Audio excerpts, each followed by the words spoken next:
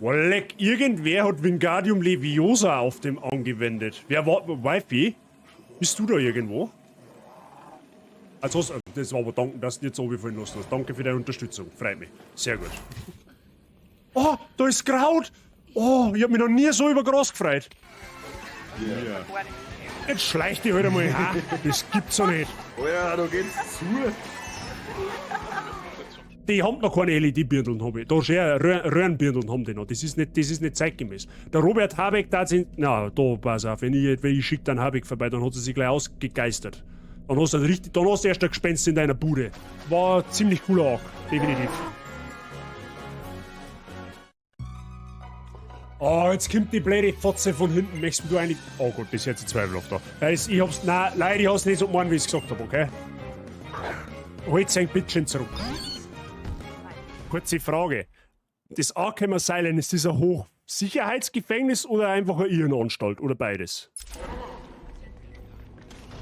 Es ist immer wieder schön, auf meine kleine Hacienda zurückzukehren. Hochsicherheits-Irrenanstalt. Okay, ein Kombi aus beidem, na toll. Der deutsche Bundestag quasi. Was ist jetzt mit dir, Maral? Schirm ein Nümmerchen oder? Okay, sie ist offensichtlich nicht begeistert, wenn ich mit ihr ein Nümmerchen schirme her. Mats, chill dein Bandscheiben. Ja? Ja, ich lasse jetzt unser Headset. Warum hörst du da nichts? Ich verstehe die Frage nicht. Und warum hast du so viel Haar auf deinem Dödel? Noch nicht! Das meine ich ernst! Ja, ist schon gut. Hey, kannst du mir bitte nicht den Stick Gold Tee schauen? Das war ganz zauberhaft von dir. Mats, reiß dich zusammen. Es sind Zuschauer anwesend. Ist mir wurscht, ob die anwesend sind. Ist schon gut. Der Legolas schießt dem Elch aus 5 Kilometer Entfernung mit einem Arm auf dem Rücken gebunden, einen stumpfen Pfeil mit einer durchhängenden Bogensehne ins Arschloch rein. Und zwar genau ins Arschloch. Ja? Der hat den Skill dazu. Ja? Und schaut dabei noch gut aus, richtig. Was ist mit ihm eigentlich verkehrt? Hat er irgendeine Störung? Hat er irgendeinen Knick in der Matrix? Oder warum läuft der gegen sein Gitter? Ich verstehe die Frage nicht. Da haben wir wieder beim Thema. Durch den Helm, da siehst du keinen Meter durchgesogen Kibius ist. Das kann nicht anders sein. Das gibt's nicht. So blind kann kein Mensch nicht sein. Ich bin mir jetzt nicht sicher, wie ich drauf komme, aber ich glaube, die haben so einen Dödel angeschnitten. Ne? Das schaut nicht ordnungsgemäß aus, was du da hast. Ne? Ich meine, du wirst mich jetzt gleich umbringen, aber ich wollte einfach nur mal eine Frage stellen. Ne? So ganz freundlich. Aber das Eis ein wenig brecher. Verstehst du, wie ich meine? Dieses Pokémon fühlt sich glatt und feucht an.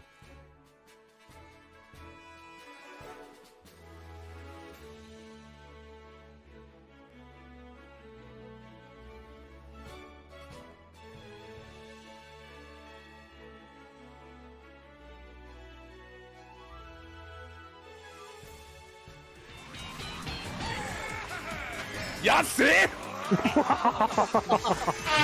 Das Salz ist stark in dir, mein Freund. Batze in Elefantentanga und Nippelsternen.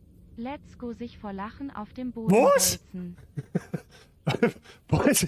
Batze in Elefantentanga und Nippelsternen. Jetzt wird's aber schon extrem. Also, ihr sollt nicht die Viewer eher einen Kopf bumsen mit deinen. Also, so ein Unrealismus.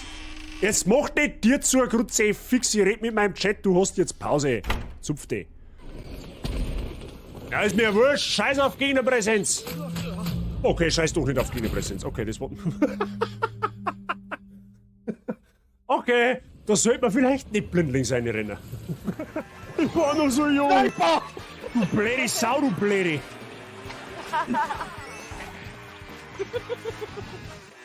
Die ist zwar von den Stats her ein bisschen schwächer wie die, wo wir gerade gehabt haben, aber die schaut halt dafür auch um 5 Punkte besser aus, gell? Also da kannst du jetzt wirklich gar nichts sagen.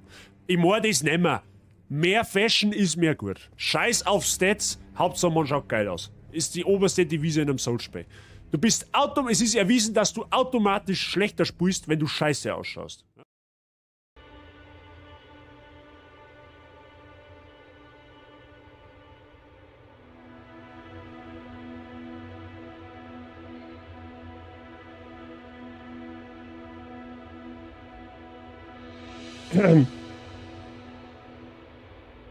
Ja, geht halt schon was.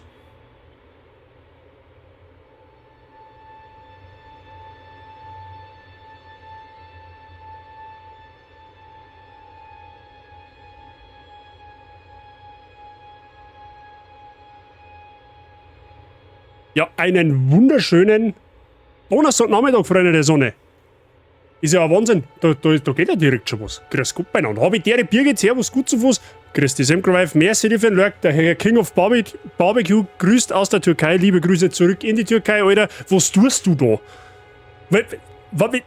Hallo, du hast Urlaub? Mach Twitch aus. Aber schön, dass du da bist, habe ich die Ehre. Und Kathi, grüß dich gut. Ins Homeoffice. Grüß Gott beieinander. Wie schauen wir aus? Haben wir da Lust oder was? Kann das sein, dass wir mir Elden Ring süchtig sind? Dasselbe wie du beim Urlaub wahrscheinlich. Ja, ich kann es irgendwie verstehen oder ich war ja auch nicht anders. Also zumindest zum Teil. Also machen wir, was wir auch nicht mehr Lust auf Twitch in irgendeinen Stream kurz rein zum Schauen. Aber gut. Für das ist ja der Urlaub gewissermaßen ja auch irgendwo da, oder nicht? Also zumindest geht's mir so. Der eskaliert da drüben. Mr. Gut zu Fuß. Tun Sie dieses nicht.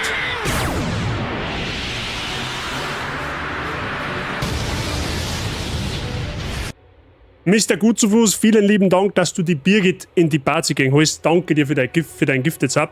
Birgit, willkommen in der Bazi Gang. Viel Spaß mit den Emotes. Wie jetzt der Andi schreiben darf, doch schon 0 draus. Ne? Das ist eine gute Sache. Gut zu Fuß, danke dir.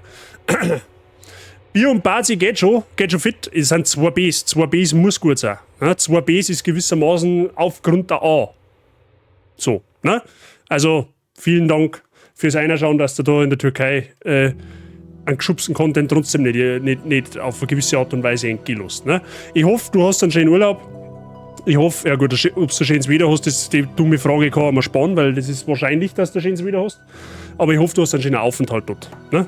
Türkei ist zauberhaft, auch wenn ich schon lange nicht mehr dort war. Das letzte Mal vor 12 Jahren. Aber habe ich schon den einen oder anderen Besuch abgestattet, diesem Land. Türkische Riviera, sehr zu empfehlen, wenn man den Urlaub machen möchte. Auf alle Fälle. 38 Grad in der Sonne. Herzlichen Glückwunsch. In Griechenland haben wir 4 Grad weniger gehabt. Aber ist eh recht so. Ja, bei uns, falls dich beruhigt, bei uns zieht jetzt eine Wetterfront auf. Also bei uns fängt es jetzt quasi gerade allmählich an zu regnen. Es ist wahrscheinlich nur ein Gewitter, dauert wahrscheinlich auch nur eine Stunde, dann ist es wieder rum. Aber bei uns ist aktuell relativ schwül tatsächlich. Aber es ist vom Wetter her, kann man sagen, können wir uns grundsätzlich nicht beschweren in Deutschland. Ne? Aber mit der Türkei können wir heute natürlich in keinster Weise mithalten. Das ist hoffentlich auch klar.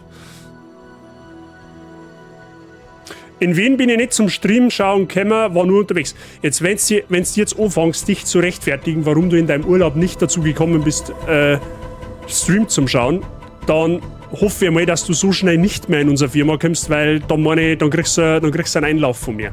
Also, man muss sich ja grundsätzlich schon nicht bei mir rechtfertigen, wenn einer mal eine Zeile nicht zum Zuschauen kommt. Aber wo man sich erst recht nicht rechtfertigen muss, ist, wenn man im Urlaub ist. Also, Mr. Gut zu Fuß, tun Sie sich da mal nicht hinunter, um Gottes Willen. Ich hoffe, du hast einen schönen Urlaub gehabt, so auf die Art, ne? Also, ich warte hier auf den Regen, dann lohnt sich's Couchhocken wenigstens. Bei uns hat es vorher ganze 5 Minuten tropft. Ja, bei uns, es donnert eigentlich schon seit ungefähr einer Stunde. Aber so wirklich wollen hat es noch nicht. Und jetzt gerade, wo ich runtergegangen bin in mein Zockerkeller da, was super angenehm kühl ist, ohne Scheiß. Ich feiere das so stark.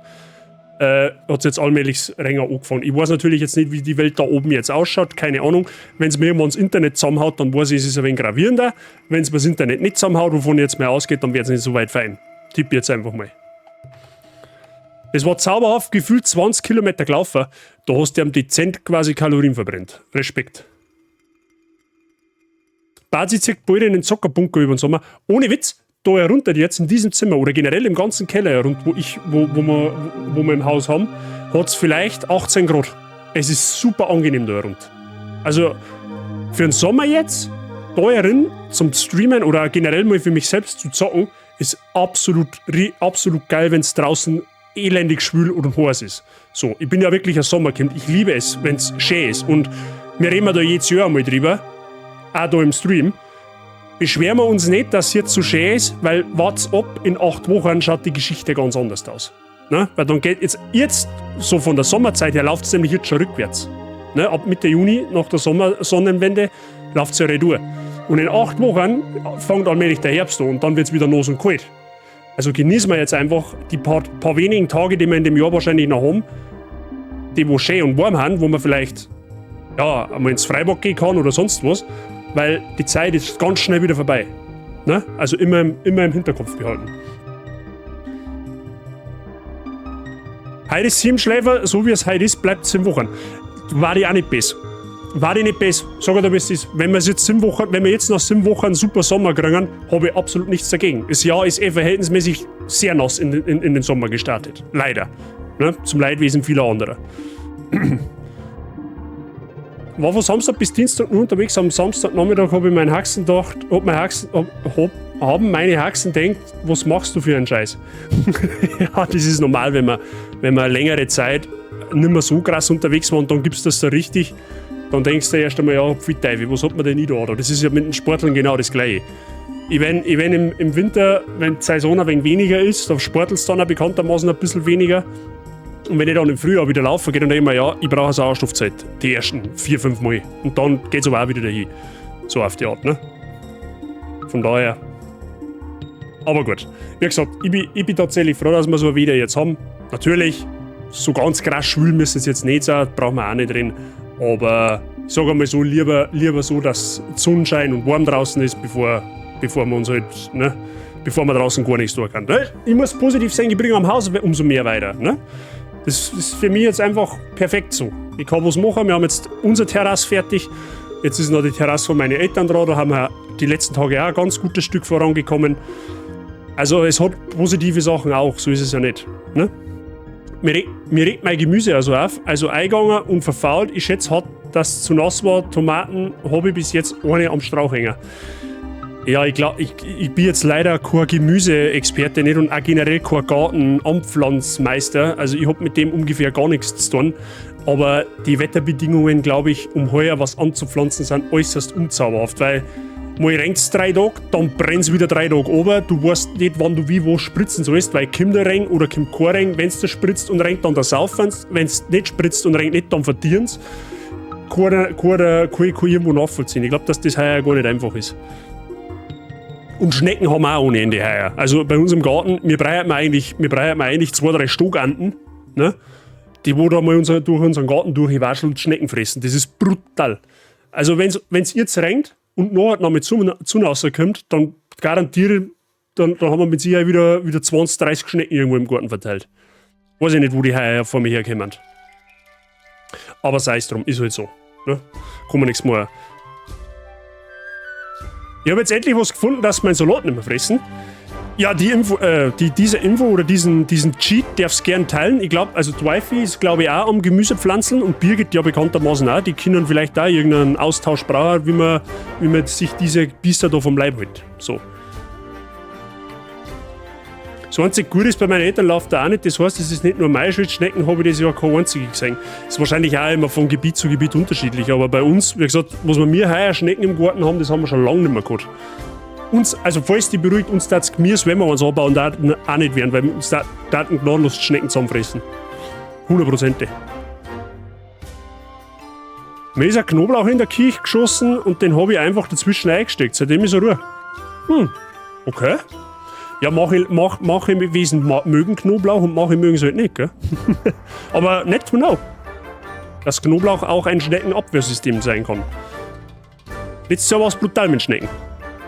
Ja, wie gesagt, ich glaube, dass das gebietsabhängig ist. Also, wie gesagt, wir haben bestimmt schon 10 Jahre nicht mehr so eine krasse Schneckenplage gehabt wie heuer.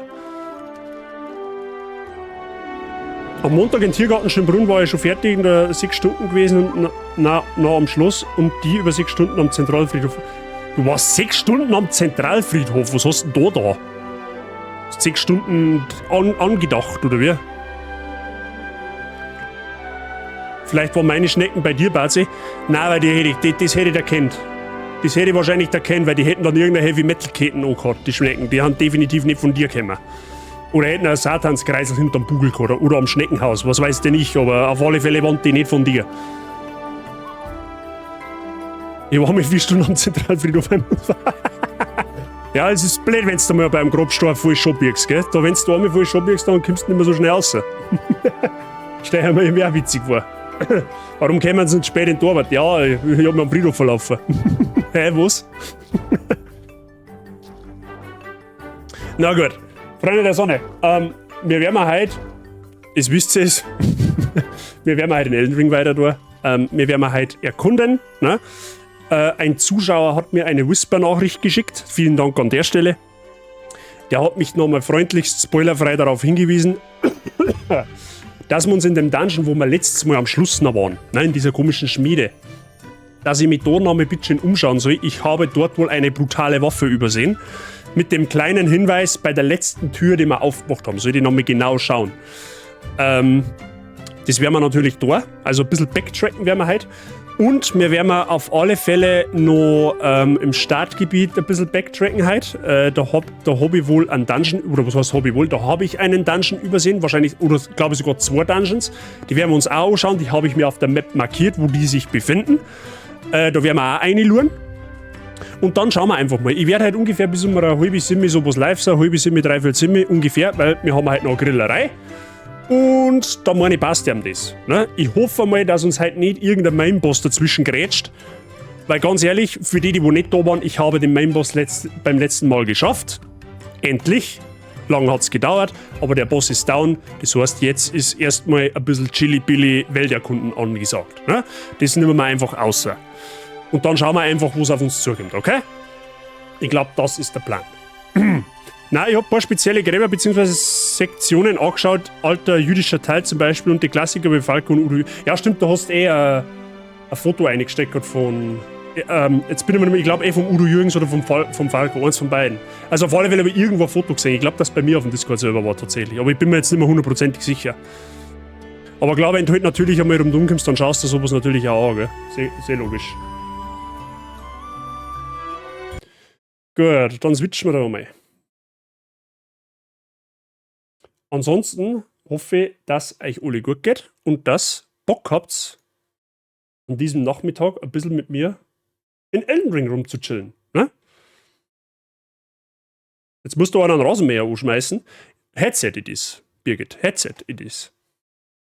Kopfhörer. Mit Noise Cancelling am besten. Das hilft immer.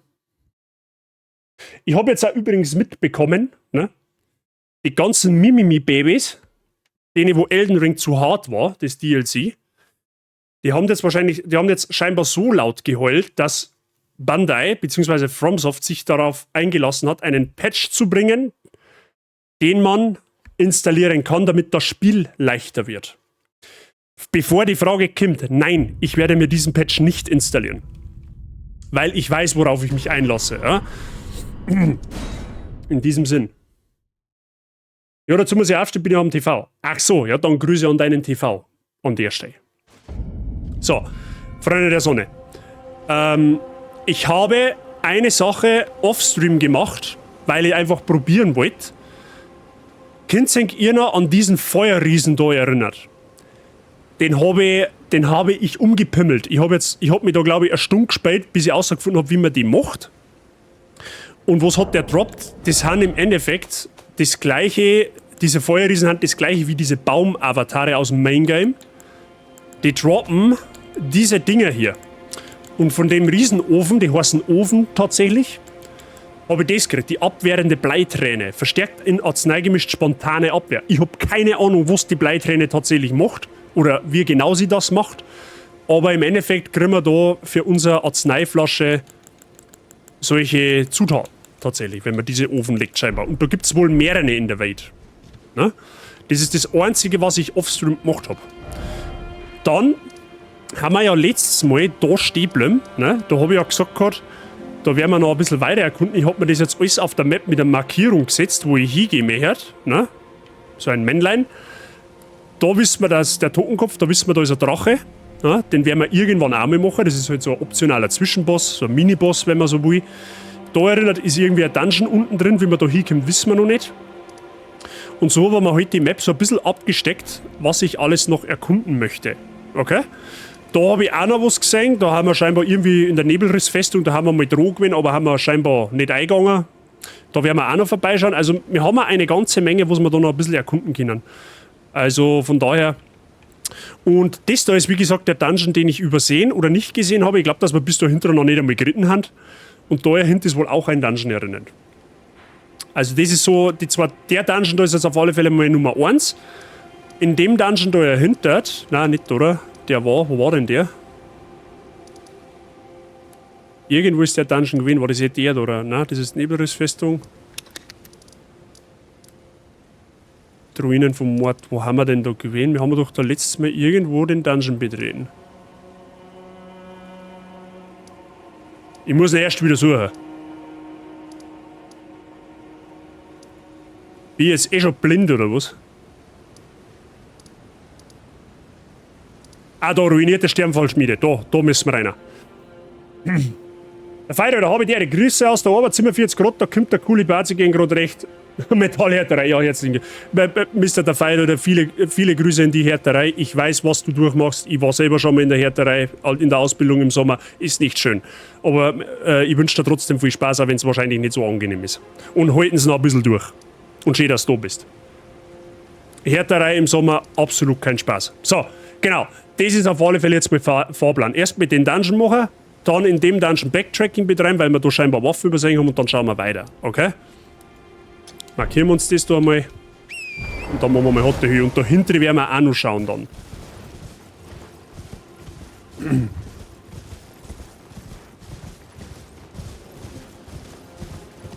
Wie gesagt, stellt sich einfach jetzt im Laufe dieses Projekts von Elden Ring drauf ein, dass immer mal wieder sagen kann, dass ich spontan nachmittags live komme, wenn ich gerade Zeit habe.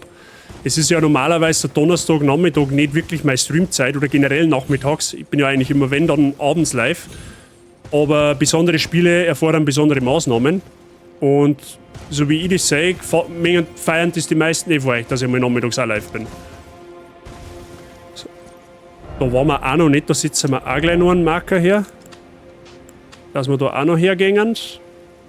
Dass wir uns das Gebiet da noch anschauen. Können wir eigentlich gleich machen.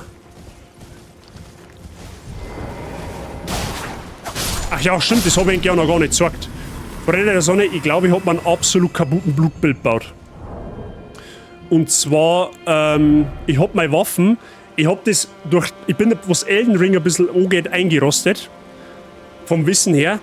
Diese Waffe kann ich trotzdem auf Blutung skalieren lassen, obwohl ich das gleiche Talent habe. Ich habe das nicht mehr im Kopf gehabt, dass du, wenn du das Talent, also die Asche ausweist, jederzeit sagen kannst, ich möchte Blutung, ich möchte Eis, ich möchte nix, ich möchte Gift oder was weiß ich was. Das heißt, wir spielen jetzt ganz normal die Rückhangklinge wie beim letzten Mal auch, aber halt mit Blutung. Und ihr seht es, rechts, ich habe meine... Irgendwer stört mich da gerade. Wer stört da jetzt? Ist zwar Knallgift da rum, den kann es aber gleich. So. Machen wir es so. Ich habe nämlich meine Stats-Name neu geräumt. Okay, machen wir es aber doch, aber da sieht es besser. Auf der rechten Seite, ich habe eine Larventräne investiert und habe meine Stats-Name ein wenig rerollt. Ich habe auch, by the way, ein bisschen aufgelevelt um 15 Stufen. Und wir spielen jetzt halt einen richtig krassen Blutungsbild und ohne Scheiß, gepaart mit diesen Talismanen, mit diesen zwei, wir machen so geisteskranken Blutungsschaden, das ist unfassbar.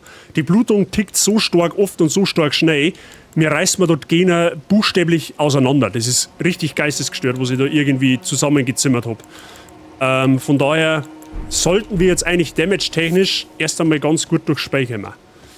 Wenn ich mir das da so anschaue, scheint mir da hinten ein Boss zum sein, weil das schaut so aus, wie wenn das ein Drache war. Könnte ich mir vorstellen. Da hinten ist auf alle Fälle der Dungeon, wo wir dann hinwollen. Aber jetzt müssen wir mal schauen, vielleicht ist das auch nur ein Holzhaufen. Aber nein, das ist ein Drache, oder? Ja, das ist ein Drache. Das ist ein Drache. Andi, Habitäre, grüß dich gut. Ich glaube, den will ich jetzt erst einmal nicht aufwecken. Das heißt, ich setze mir da das hier her, weil dann wissen wir, dass da ein Boss ist. Großkatana. Der ist auf alle Fälle noch lebendig, der ist nicht tot. Den lassen wir mal eine Zeit schlafen, weil, weißt du das eh. Alles gut soweit? Ja, selbstverständlich. Ich hoffe bei dir auch. Schön, dass du da bist. Wieder mal, das ist schon der zweite spontane Stream die Woche.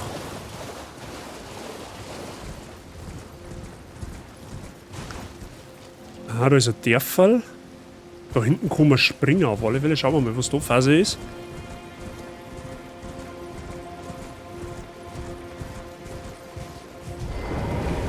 Verlassenes, leidendes Dorf.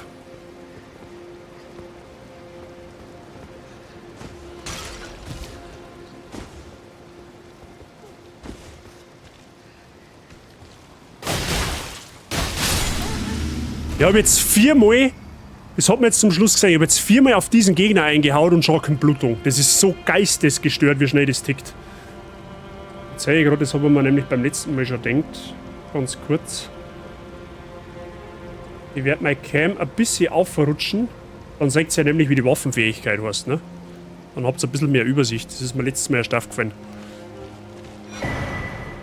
Handbuch des großen Herrschers, okay.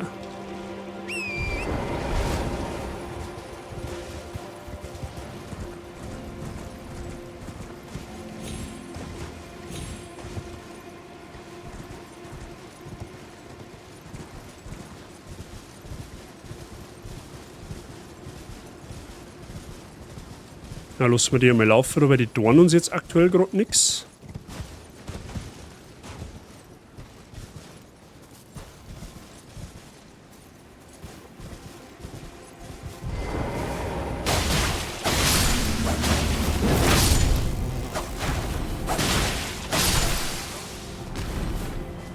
Vorher gerade noch von der Hockenheim, da kann es nur gut gehen. Muss dann noch zu meinen Leuten Blärmengießen gehen, da werde ich dann für eine halbe Stunde weg sein. Passt schon, Andi, tu dich nicht runter. Ich hoffe, du hast einen angenehmen Arbeitstag gehabt, aber schön, dass du da bist.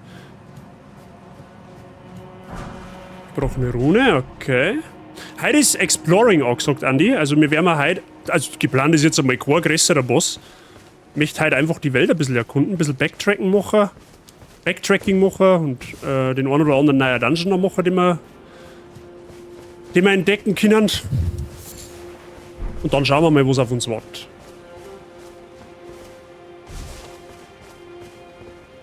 Da unten ist ein Skadu-Baumfragment oder ein Geisteraschenfragment, je nachdem. Leck.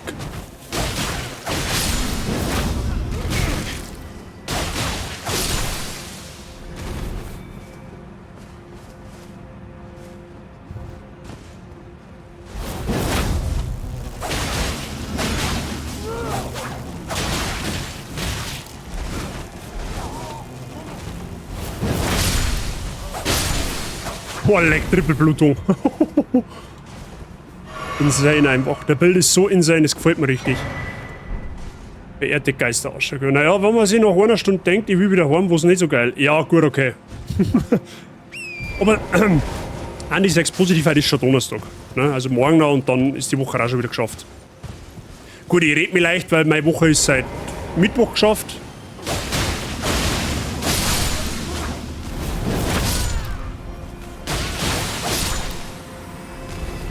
Weil wir flügen wir einfach so richtig durch die Gegnermasse. Das gefällt mir. Die Waffen ist so insane einfach. Und man muss dazu sagen, zur Erklärung, der Talisman, der Jubel des Blutes, jedes Mal, wenn Blutung tickt, wird mein Angriff verstärkt. Das Einzige, wo es leider der Wermutstropfen ist, habe ich glaube letztes Mal erwähnt, mir geht eine Kopfrüstung ab, die das Ganze noch stärker machen würde, und das ist die weiße Maske. Die kann ich... Oh, Leittalisman. Die kann ich leider nicht mehr kriegen, weil ich im Main Game Mock bereits besiegt habe. Die kriege ich anders leider nicht mehr. Sonst war das natürlich noch OPer gewesen. Aber, naja. Erhöhte Resistenz gegen das euch zuletzt zugefügte Leiden. Okay. Also sprich, wenn ich irgendwie einmal vergiftet werde und das dann ausrüst, habe ich Resistenz gegen Gift.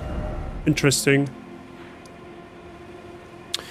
Gut, da hinten ist ein Dungeon. Wo genau ist denn der da? Der muss dann da unten sein. Rein theoretisch, right? Aber wie kommt man da hin? Oh leck, da geht's aber noch weit oben. Gut, der ist dann irgendwo da unten, aber wie man da hinkommt, keine Ahnung. Geht bestimmt irgendwie. Da kommt man definitiv nach oben. Ach, das ist da unten, wenn man... Ah, so, ja, ich verstehe schon. Da müsste man von da reinlaufen und dann da durch und dann da hinten. Können wir dann vielleicht noch machen. Das lassen wir uns einmal markiert. Aber auf alle Fälle, da die Vorschlag machen wir jetzt auf alle Fälle den Dungeon da einmal. Weil da haben wir uns, glaube ich, ganz gut umgeschaut, beziehungsweise kann man über die andere Richtung heimreiten. Erst Donnerstag, fuck my life. Musst du am Wochenende auch, oder wie? Dann ist es natürlich anders.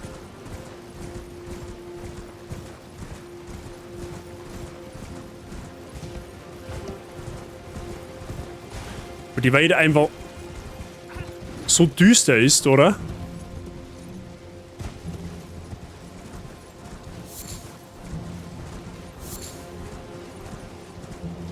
Gibt's da noch irgendwas? Es kann schon Freitag sein. Ja, achso, das ist, da können wir da oben, okay. Gut, für mich, wie gesagt, für mich ist es halt Mittwoch, Freitag, weil mir hat Mittwoch noch der Nachtschicht. Also quasi, ich habe ja Dienstag noch Nachtschicht gehabt. Und wie ich dann daheim war, so um 5:45, habe ich mir quasi daheim Zähne putzt und so weiter, habe mich noch ausgewaschen. Bin dann ins Bett und schaue aufs Handy, weil ich meinen Wecker gestellt habe. Und dann hat mir mein Vorgesetzter, also mein Meister ist aktuell im Urlaub. Und dann hat mir aber seine Vertretung geschrieben, dass ich quasi am Freitag daheim bleiben kann, weil wir kein Material mehr haben. Bis dahin. Und dann haben wir gedacht, ja, nicht mehr. Durch das, dass ich morgen eher auf eine Hochzeit gehe mit Frau Bazi, ist mir das eigentlich ganz recht, weil dann kann ich vormittags noch ein paar Dinge erledigen. Und ja, von daher nehme ich das. Und mir geht es jetzt quasi erst am Montag wieder weiter.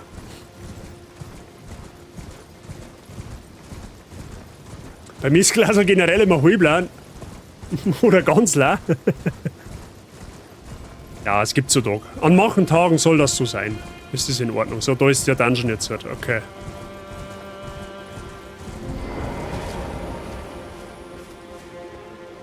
Schauen wir mal, was das für ein Dungeon ist.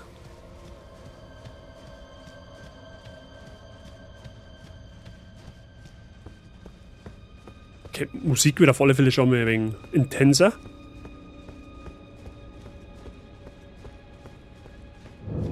Kerker von Belurat. Okay.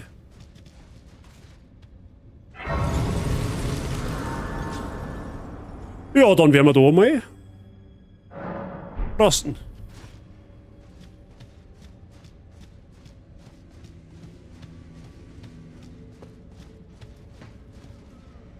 Oha, Alter.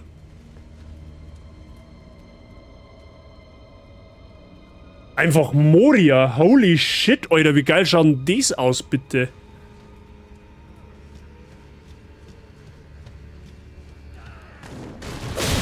Ah, servus.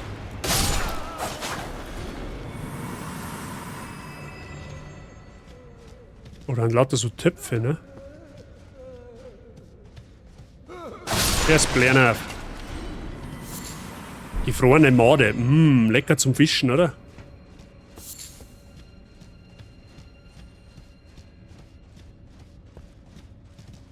Der schaut halt einfach wirklich aus wie Moria.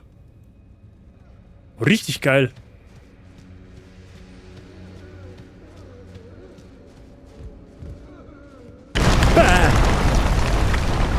Das war klar, oder?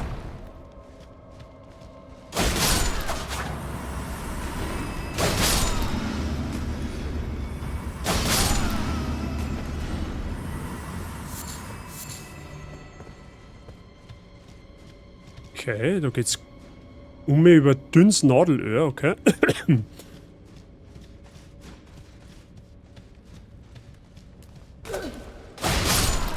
Jetzt will ich gern. Silbernes Horn. Wir machen halt einfach, man muss jetzt diesmal auf der Zunge zergehen lassen, wir machen mal aktuell mit einem Schlag, ohne dass wir uns buffen, gegen normale Gegner schon über 900 Damage. Das ist insane.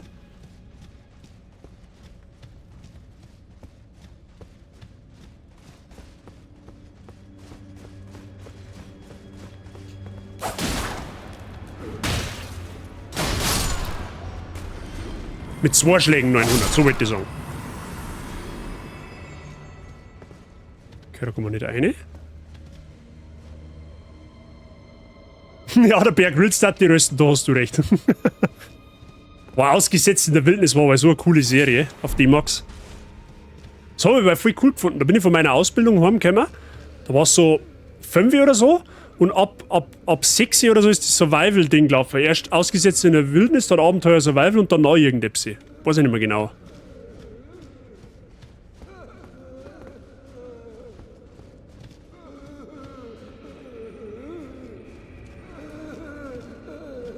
Erst was ist mit dir, Geschissener?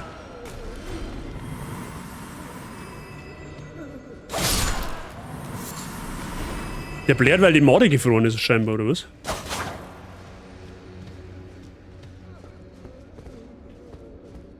Wenn wir da raus müssen, oder?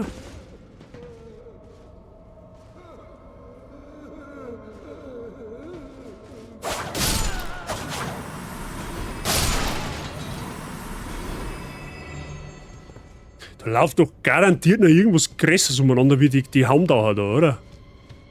Das war richtig geil, ja. Aha, der macht Brotzeit schon hin.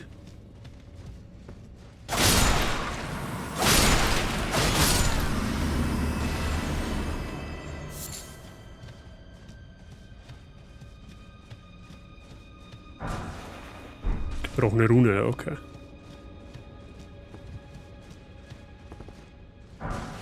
Frosthauende Boli, lass mich raten, die heilende Erfrierung.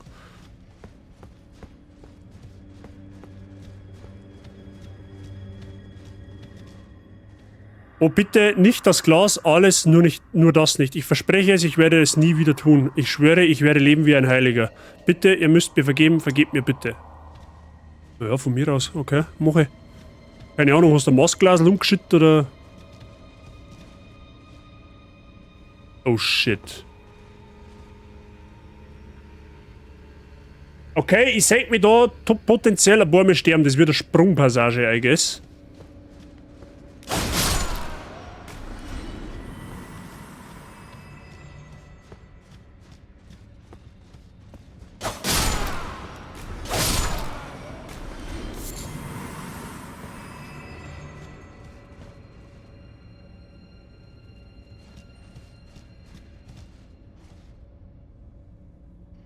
Aha.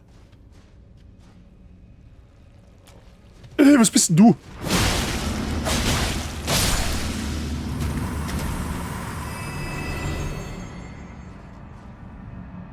Und ich mag nicht glauben, dass die Viecher in die Depth so ausschauen wie das Ding, was da jetzt gerade rausgewachsen ist. Schattenreichrune.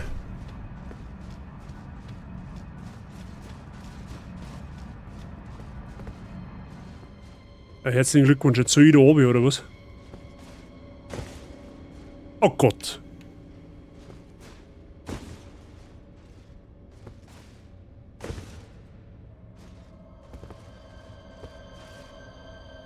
Oh.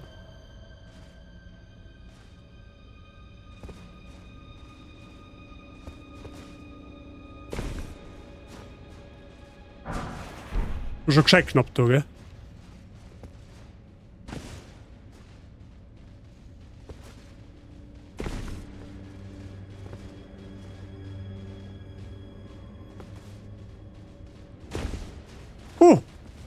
Easy first try.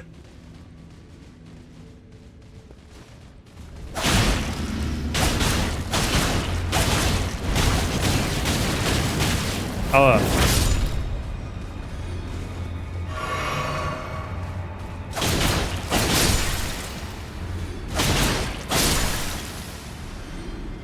Schon, ich finde die Depth eigentlich ganz lieb. Es ist eigentlich traurig, der Scherbe eines lebenden Gefäßes. Es ist eigentlich traurig, dass man die angreifen muss, weil die haben eigentlich ganz putzig.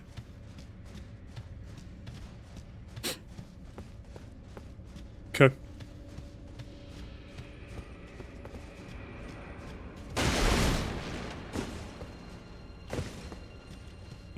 Logisch findest du Depth lieb? That's what she said.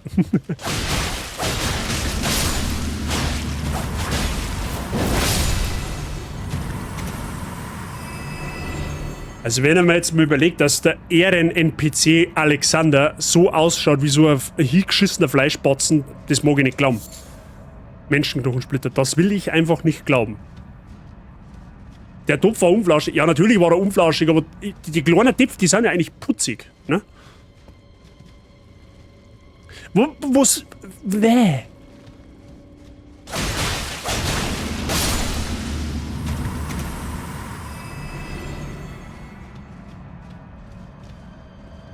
Das Gebiet schaut schon geil aus, ey. Heilige Scheiße. Also feier die. Feier die absolut. Kann man nichts sagen. Aber was ist da hinten? Der Schrein der Töpfe, oder was? Gefühle. Gefällt mir richtig, richtig gut.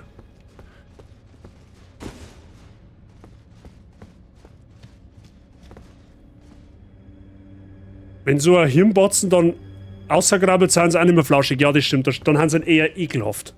Deswegen sage ich ja, ich will das irgendwie gerade noch nicht so glauben, dass der Alexander... Okay, es ist scheinbar wirklich so.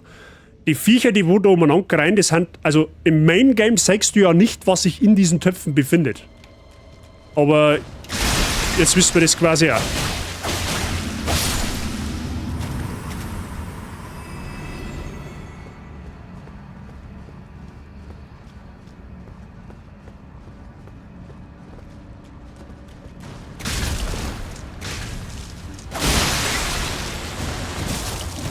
Der kommt lange. Ja, dem machen wir so geistesgestörten Schaden, das ist Wahnsinn.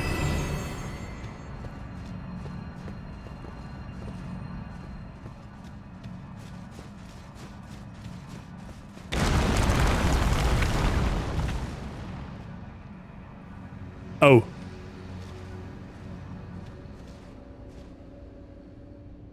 Okay, wie komme ich da jetzt wieder auf? Wie gar nicht, oder was?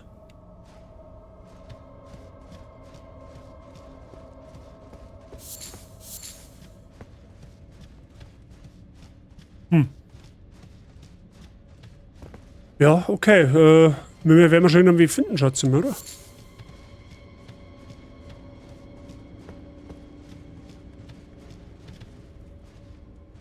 Du bist lebendig, ja, das haben wir mal gedacht.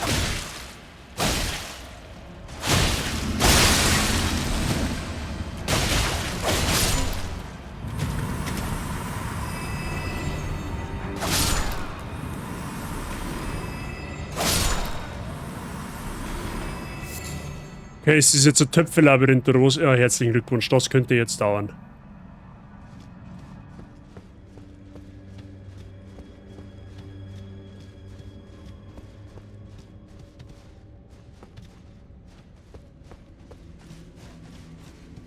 Das Item. Verlorene Kriegsasche. Aha.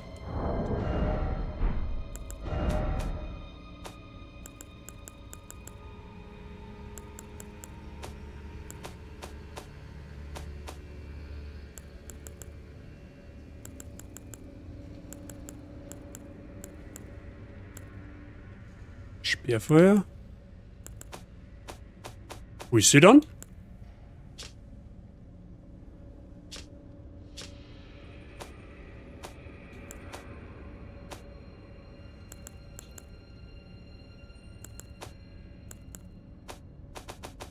Ist das ein Schlüssel-Item oder was?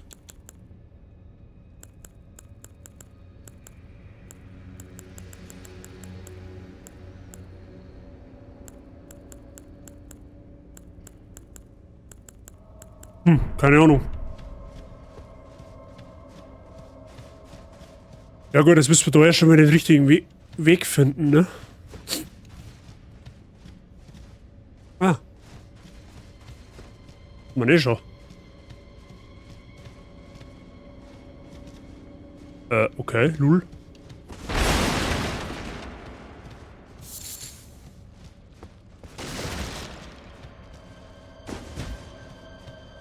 Erst mal noch ein bisschen umschauen, weil da gibt es bestimmt irgendwas zum Finden. Ah, sechstes da. Sag ich doch. Schmiedestein. Gut, den Brei jetzt tatsächlich nicht, bin ich ehrlich. Oben liegt auch noch ein Item.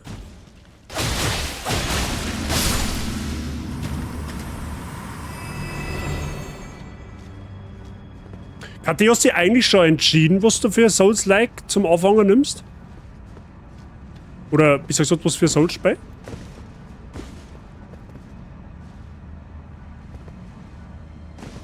Ah, wenn ich laufe, dann komme ich da bestimmt drüber, oder?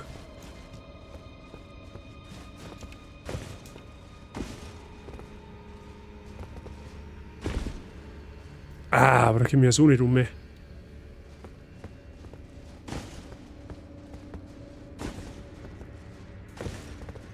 Da gibt es auf jeden Fall noch ein Item.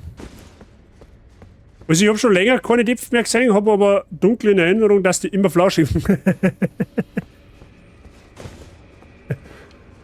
Ich hätte mal so einen Kommentar, den kann nur das Sei bringen.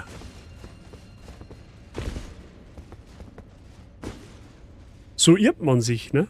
So, wie kommt man jetzt da hin?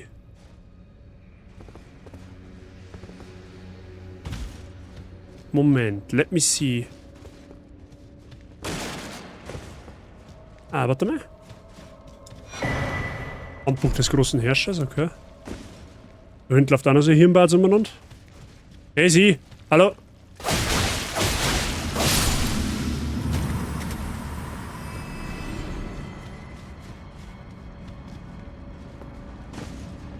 Ist Elden Ring schon günstiger geworden? Ganz ehrlich, ich hab noch nicht geschaut. Aber ich kann mir vorstellen, dass bald den Sale gekannt wegen dem DLC.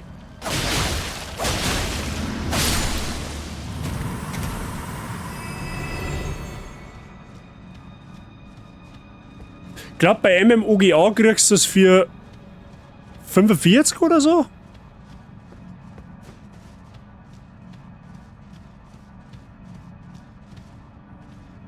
Okay, also wie komme ich jetzt da auf? 43 aktuell. Ist aber dann eh schon deutlich billiger geworden. Schwerer gesprungener Topf, okay? Wie gesagt, es war ja mal bei 70. Dann ist eh schon relativ gut reduziert worden tatsächlich. Kommt man da durch? Nein.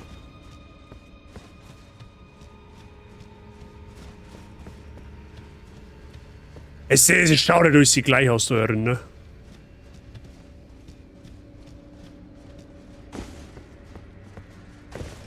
Aber das schafft man nicht. Da muss man irgendwie anders hinkommen. Oder her. Her kann das sein.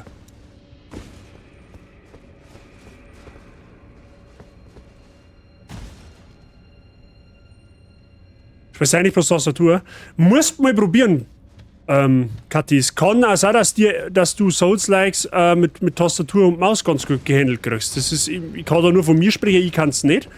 Und viele sagen halt, die wo eigentlich PC-Spieler haben, dass sie Souls-Spiele halt auf dem Controller besser spielen lassen.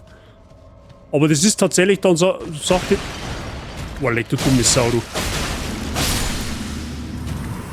Aber das ist dann tatsächlich eine Sache, die müssen es eigentlich einmal nur testen. Black sagen.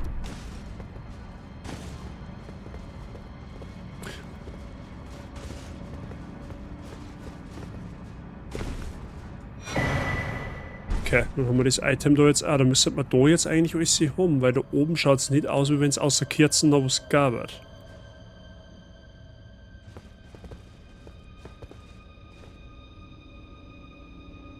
Gut, jetzt müsst ihr halt die Tier wiederfinden von vorher, ne? Das ist jetzt, glaube ich, die nächste Herausforderung.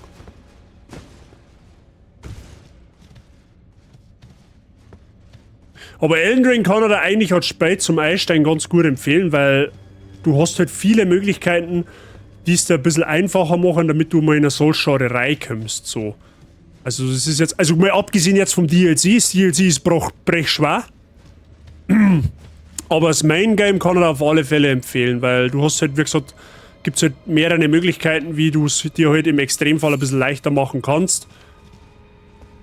Und du hast halt da einfach die besten Voraussetzungen, um einfach mit der Steuerung vertraut zu werden, dass du einfach mal reinschnuppern kannst und du kriegst halt einfach brutal viel Spiel für das Geld. Also, nur mal für die. Nur das hier ist das Main Game, ne? Also, das ist die Map, die du hast, wenn du nur das Spiel ohne DLC kaufst. Schon eine ganze Menge. Also, da kannst du gut und gerne mal 100 Stunden drin lassen, so ist es nicht.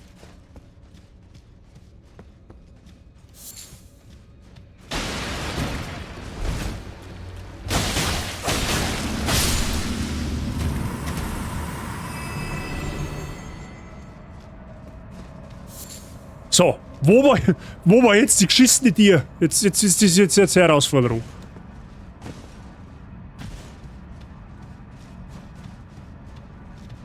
Oh, da mal nicht was, oder? Oder auch nicht? Ja gut, okay.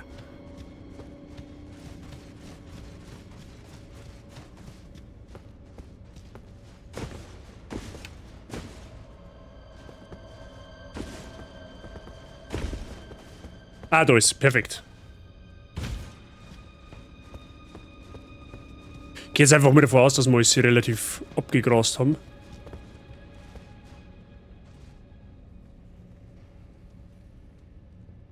Aha. Schau, die haben so süß.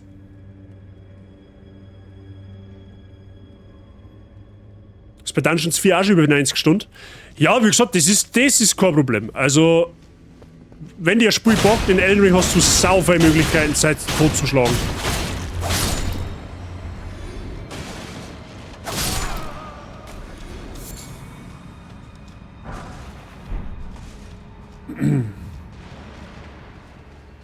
Aha, jetzt können wir Kinder quasi angedüst, weil ich die Mama kaputt gemacht habe, oder was?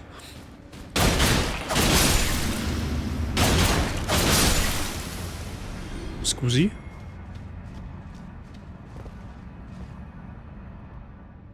Okay. Thomas, habe ich dir noch Hallo zusammen und beim Boss weiterkommen. Er ist down, mein Freund. Er ist down. Oder sie, besser gesagt. Solo an der Stelle. Aha. Da war er jetzt wieder gnadenlos in den Tod gelaufen. Du dein Obi-Schnur weg. Was ist mit dir?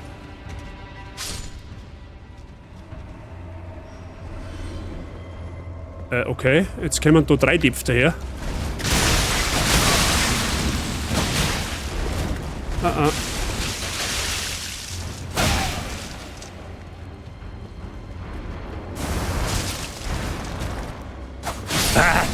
Das kann's aus einem Resident Evil sein, ganz ehrlich.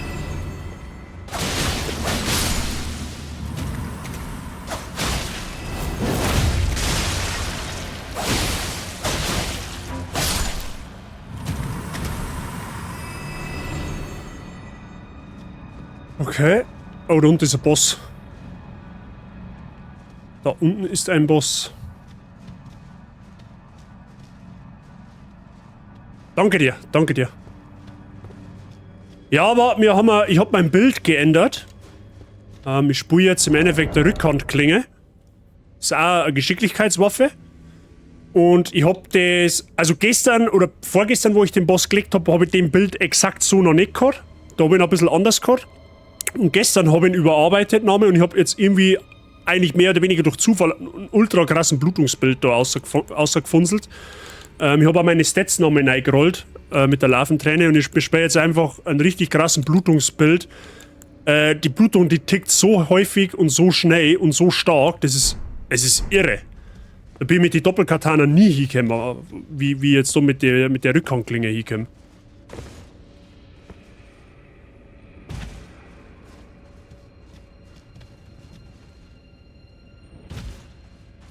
Okay. Ja, okay, da ist ein Boss. Dann werden wir... wir haben aber nur einen Ort der Gnade. Das heißt, wenn wir in dem Boss drinnen verrecken, dann müssen wir wieder ganz da oben laufen. Heilige Scheiße. Ja gut, wir werden uns da mal durchbuffen, hätte ich gesagt. Auf alle Fälle. Erst einmal einen Zipper nehmen, weil... Und dann buffen wir uns mal durch, hätte ich gesagt.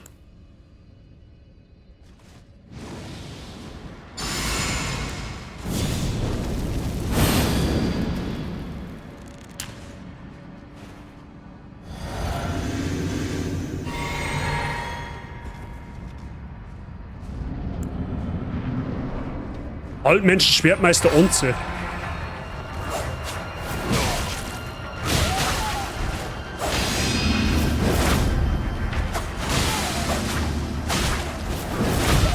Oder der Damage.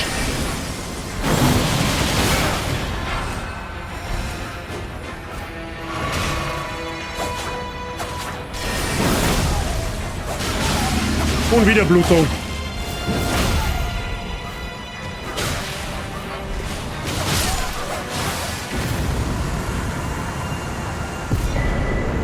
Altmenschen Schwertkämpfer Josh. Wenn er mir einfach 80.000 Runen gibt.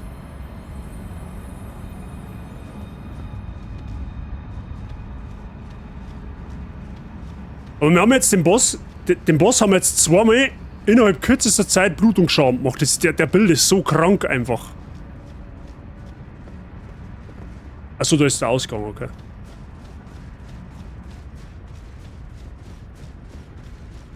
Okay, das ist das Ende des Dungeons. Aber mehr gibt's dann nicht mehr dann, oder wie?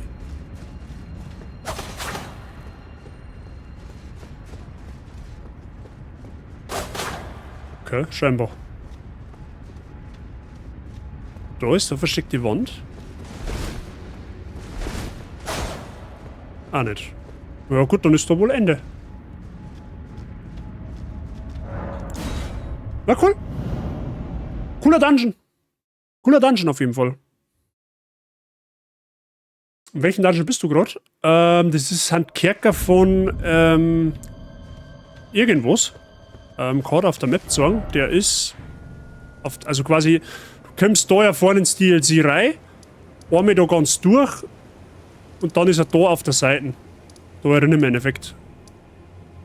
Können wir die Markierung da weg tun, weil das haben wir quasi abgegrast. Das passt. Okay. Gut, da haben wir ja gesehen, ist ein Drache herin. Den lassen wir erstmal noch in Ruhe da verweilen. Und da hinten war auch noch ein Dungeon, den kann man uns auch gleich noch anschauen tatsächlich. Aber da müssen wir von da reinreiten bis da hinten. Cartman habe ich dir, grüß dich, und jetzt habe ich doch glatt den Stream-Anfang verpasst. C-Fix, hast nicht viel versappt, tatsächlich. Ich habe jetzt gerade einen Dungeon gemacht. Aber ansonsten hast nicht viel versäumt, tatsächlich.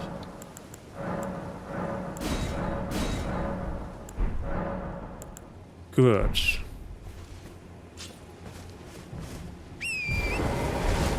Dann müssen wir auf alle Fälle unterhalb von der Brücke durchreiten.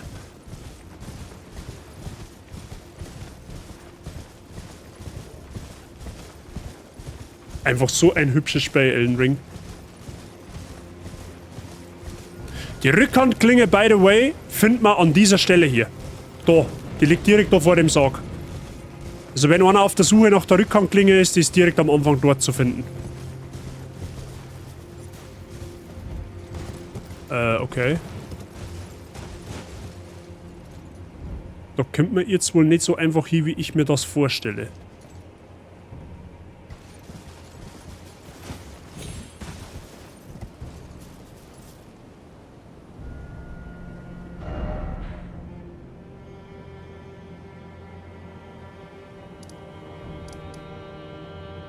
Da muss man wahrscheinlich von da oben springen. Muss man probieren. Hübsch auf jeden Fall, geht aber noch hübscher. Ja, wer weiß, was man noch alles sagen. Das Gebiet jetzt da am Anfang, das ist ja eigentlich noch relativ düster tatsächlich.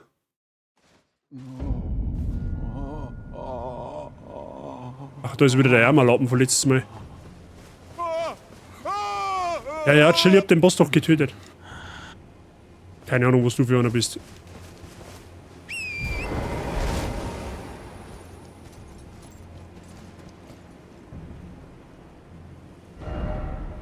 Müssen wir mal schauen, da geht's bestimmt irgendwie nach unten. Auf alle Fälle brauche ich jetzt mal einen Tag. In der Nacht sehe ich unter Null, wie ein Blimmwischt, oder? Ne?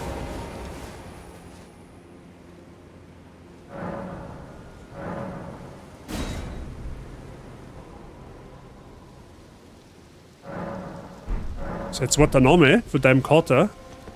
Was hast jetzt du gesagt?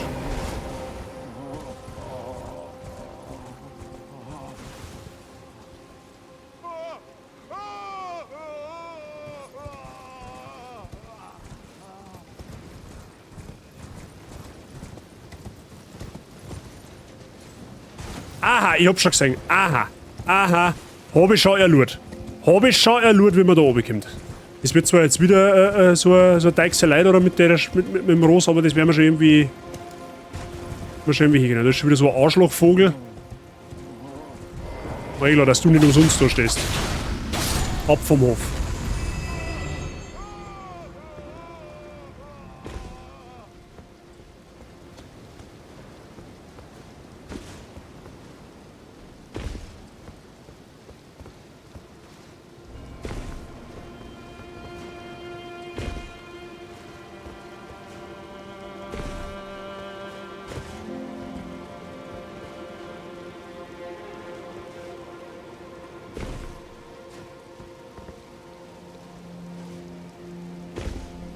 Nice.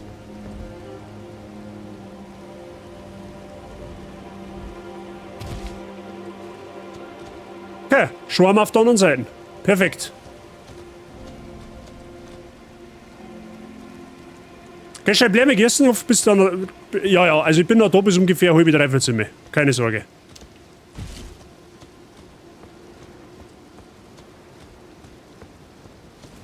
So rein theoretisch.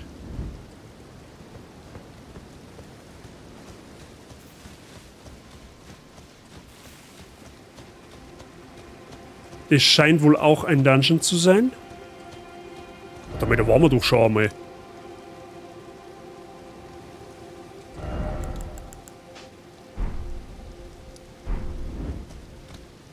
Da waren wir schon einmal.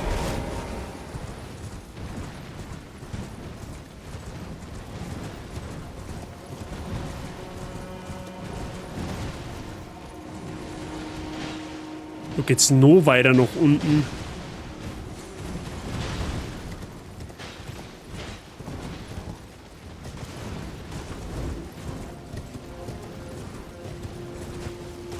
Ich glaube aber, dass das da nicht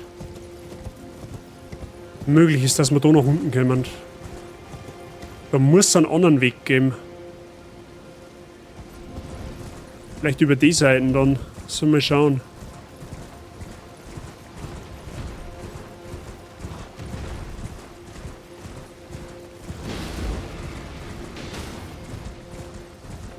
Zentralfriedhof? Ja, das schaut aus wie der Zentralfriedhof. Da hast du recht.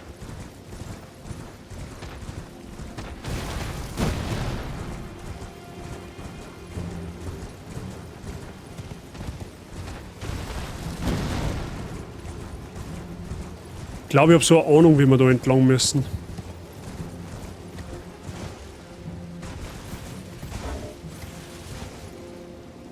Weil da haben wir ja schon mal rumgeschaut. Ja genau, und dann können wir dann... Aber nicht da hin, wie ich das meine.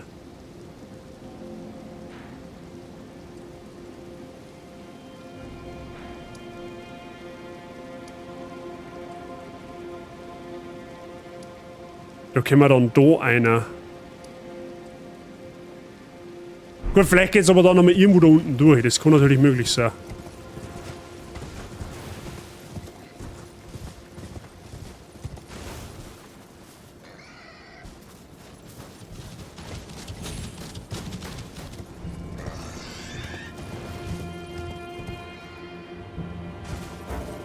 Da hinten ist dann ein anderes Gebiet, da warten wir noch.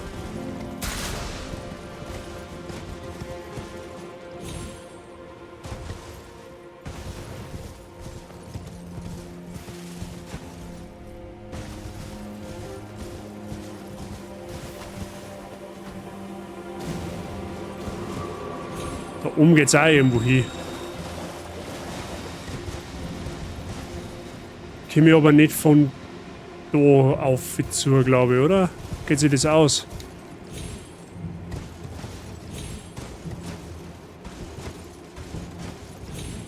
Tatsächlich, geht sogar.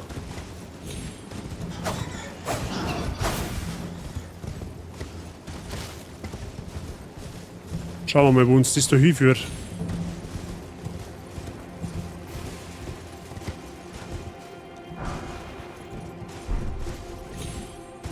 Findest du echt interessante Wege? Ja, das ist einfach, in Elden Ring sich umzuschauen, ist meistens belohnenswert. Oder lohnt sie meistens. Gut, aber da in dem Fall jetzt nicht.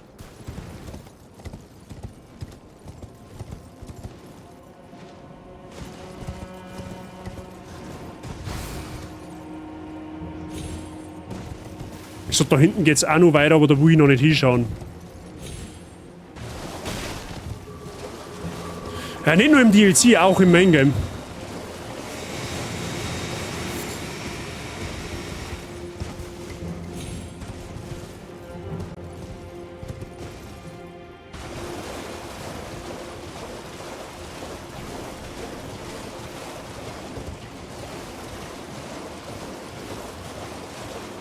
Da ist jetzt der Ort der Gnade da drin. Ah, und so kommt man dann da einer. Okay, warte, ob ich den aktiviert. Ja, Hobby. Da hätten wir uns den Weg sparen können. Ah, und jetzt bin ich unterhalb von der Brücke. Dann können wir jetzt tatsächlich mal da entlang reiten.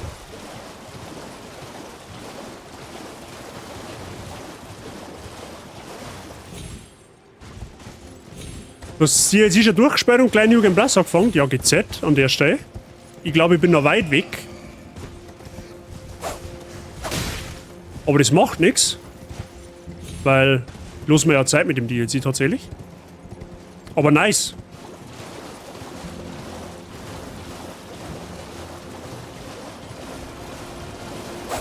Ratas. Oha, mehr Ratas.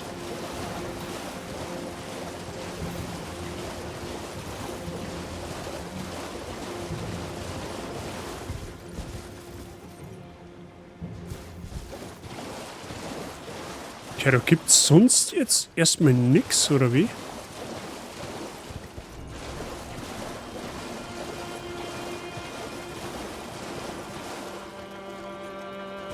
Ja, macht ja nichts, Thomas. Das ist, wie gesagt, das soll jeder das Spiel so spielen, wie er das für richtig hält. Also, wie gesagt, ich werde niemals mit dem Finger auf irgendjemanden zeigen, der sich das Spiel einfach ein bisschen leichter macht. Für das sind diese Dinge ja da.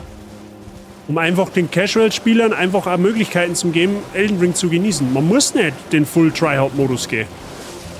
Auf keinen Fall. Und wenn man sich selber dann mehr Freude bereitet mit dem Spiel, warum nicht?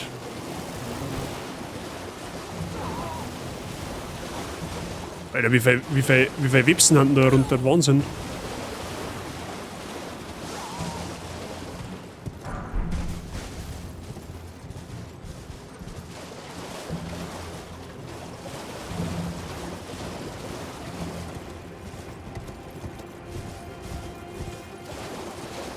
Okay.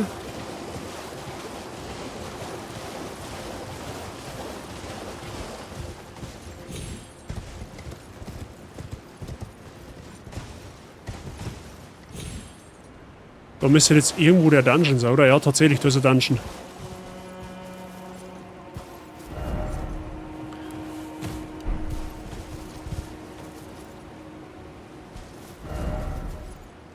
Okay, da hinten will ich noch nicht her. Weil das ist ein neues Gebiet, das möchte ich noch nicht erkunden.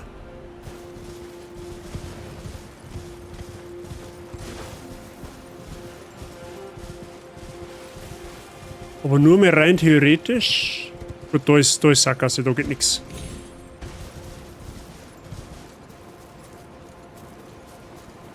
Ja, das ist aber generell in Elden Ring so, dass manche Wege ziemlich schwer herauszulesen oder herauszufinden haben. Das ist ganz normal. Aber das weckt ja dann wieder den Erkundungsdrang von dem Spiel. Ne? Du hast ja dann Motivation, nach diesem Weg zu suchen. Höhle an der Flussmündung.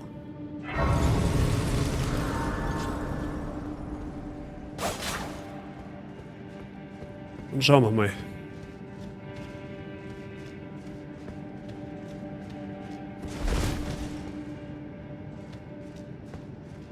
Oh, Wolfis?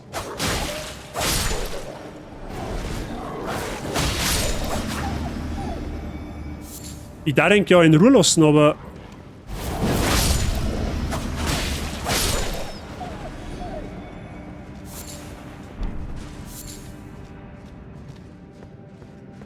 Okay.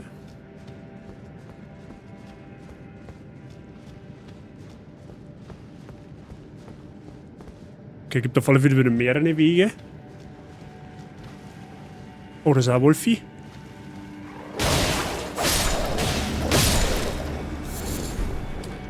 Scheibe Fleisch. Manche kritisieren die Karten.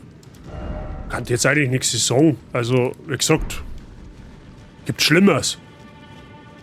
Aber das Spiel wird ja von einem Haufen momentan, oder das DLC wird ja momentan von einem Haufen Leuten kritisiert. Und überwiegend sind es Leute, es ist so bockschwer. Ja, stimmt. Das DLC ist schwer. Aber das ist From Software Tradition. Die DLCs sind immer deutlich schwerer als die Main Games.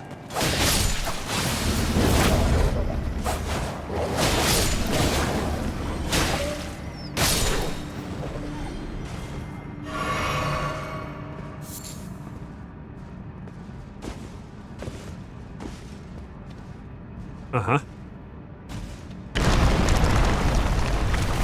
Da war er, der Greed. Okay, also fette Blutspur. Keine Ahnung, ob ich dieser Spur folgen will. Aber ich werde ihr folgen müssen.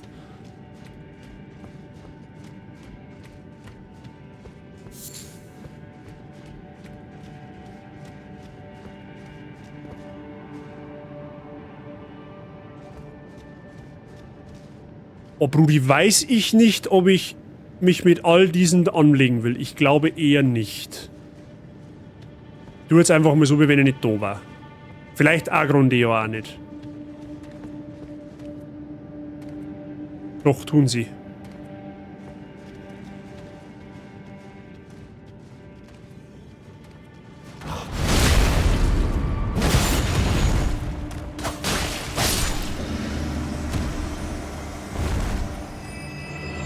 Muss er mit einzeln um einer kümmern.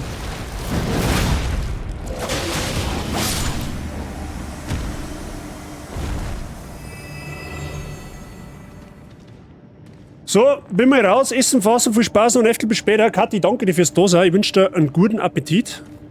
Und ja, vielleicht bis später. Ja, weil sie sich einfacher vorstellen und in der langen Zeit des Hauptgames etwas verwöhnt sind. Aber wenn ich es dass sie schaffe, dann schafft das jeder. Entweder weil sie, wie ich, alle Hilfen mitnehmen oder wie du sich so... Ja, genau. Es hat doch jeder die Möglichkeit, sich... Wie ich es vorher gesagt habe, jeder hat die Möglichkeit, sich dieses Spiel leichter zu machen. Und wenn die Leute das nicht nutzen wollen, dann müssen sie auch damit klarkommen, dass das Spiel einfach ein bisschen mehr herausfordernder ist. Oder das DLC. Das ist aber, wie gesagt, ganz normale From Software-Tradition. Aber, was ich jetzt so gehört habe, soll ja wohl wirklich ein Patch kommen, den man sich optional runterladen kann, damit es leichter wird. Ich weiß nicht, was der Sinn dahinter ist, aber naja, jedem das seine halt, ne? Ich werde mir nicht runterladen, weil ich weiß, dass dieses Spiel schwerer ist und ich weiß, auf wo ich mich da einlos. Von daher alles gut. Ach, da kriegt man gar nicht Blutung. Okay.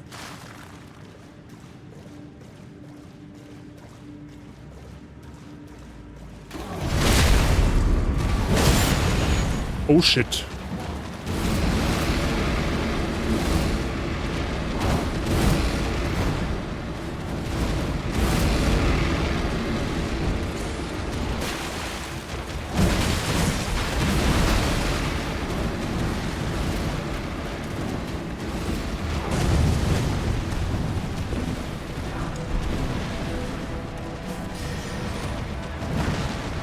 Okay, da ist jetzt ein Boss drin. Ganz ehrlich, ich kämpfe lieber gegen den Boss verloren, gegen die ganzen Viecher da.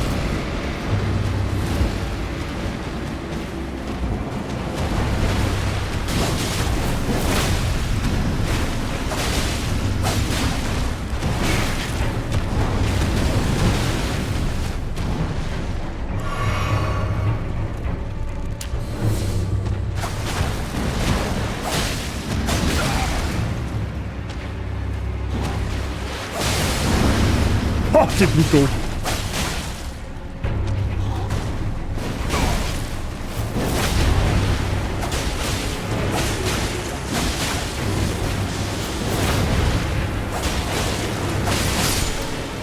So irre. Asche des Hexers der Blutunholde. Der Blutungsdamage ist einfach so irre.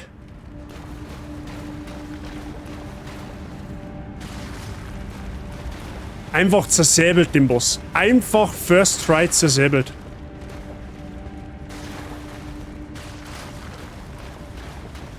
Ja. Gern geschehen, Thomas. Gut, ich will jetzt... Oh lol, wir haben jetzt wieder da runter. Ich muss nochmal umschauen, weil ich bin ja abgestürzt.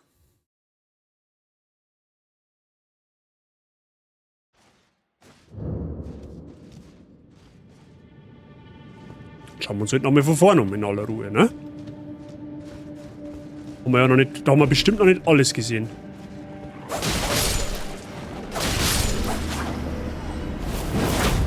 Oh. Oh, 1,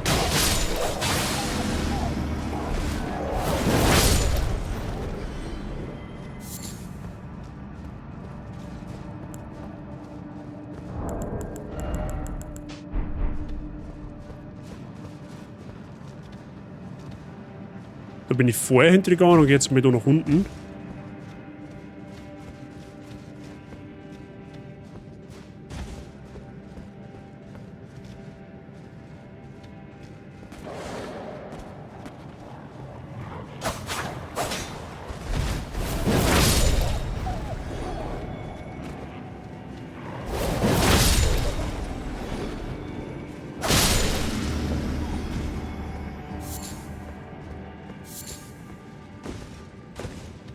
Ja, genau, da war die. Achso, da hätten wir sowieso oben müssen.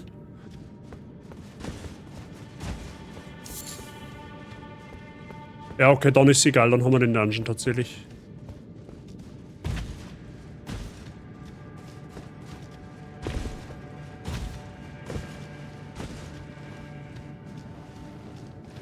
Ja, genau, weil da gibt's nichts mehr, okay. Gut, dann haben wir den Dungeon. Easy.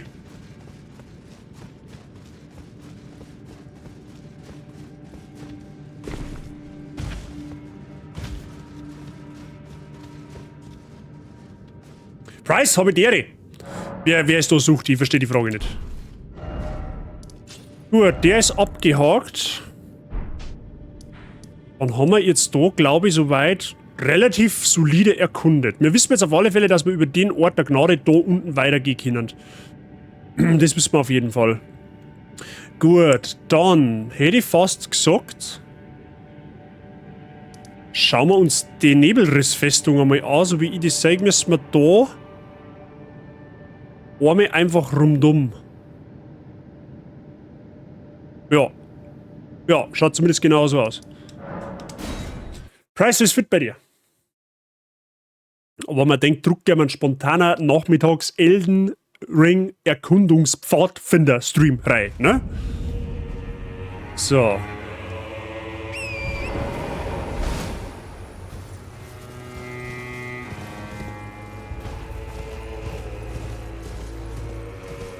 Das müsste dann da hinten sein. Genau, weil das ist ja das Ensis-Schloss, da wo die Trulle da gewesen ist, die wo mich komplett zerstört hat ein paar Mal. Aber wie kommt man jetzt da hin? Ach, da hinten, okay. Da hinten ist irgendein Turm. Okay. Läuft auf alle Fälle ein Riese rum. Mir geht's gut soweit, Wahrheit, was? Ich hoffe dir, ja, bei mir, uns soweit alles im grünen, zauberhaften Bereich, Mr. Price. Du, habe die Ehre, wie schaut's aus? Hast du Bock gehabt?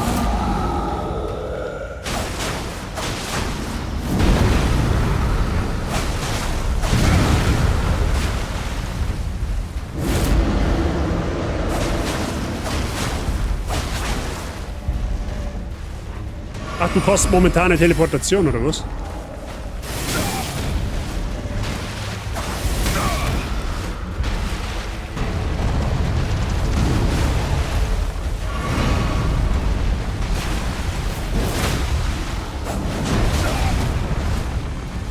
Hast du einfach mal...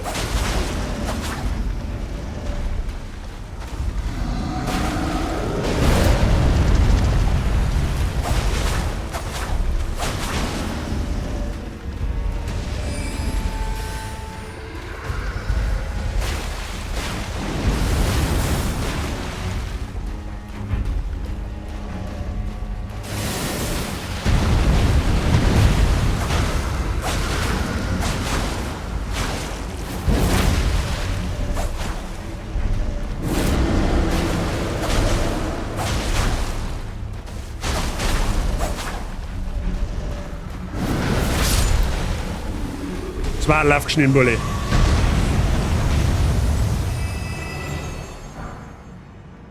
Neunmal Schmiedestein Stufe 8. Alter Falter, das rentiert sich ja richtig, den umzuhauen.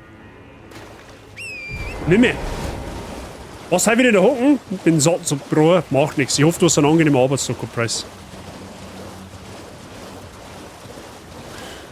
Gut, 9 mal 8er Schmiedestein. Dunkelschmiedestein, das nehmen wir dann.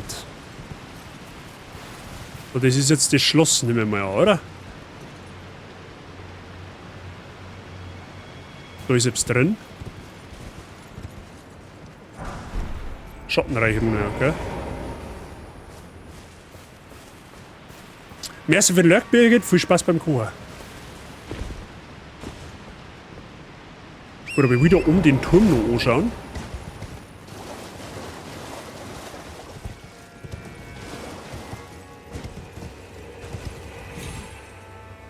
Oh.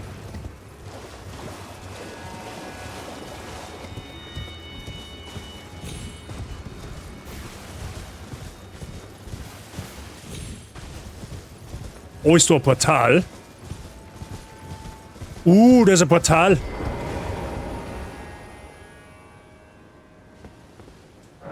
Magischer Schwert. Hab ich so einen? Wo er immer das Portal hinführt. Da warten wir noch. Das meine ich, heben wir uns für Ende des Streams auf. Ja, wie weit das da noch geht. Heilige Scheiße, Alter.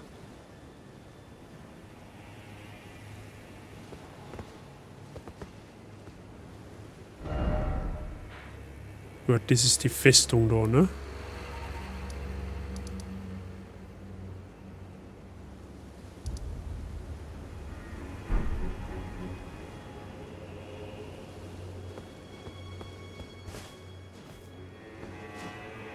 Der Boss, vor dem du die Rüstung anhast, habe ich lange gebraucht, um den zu legen.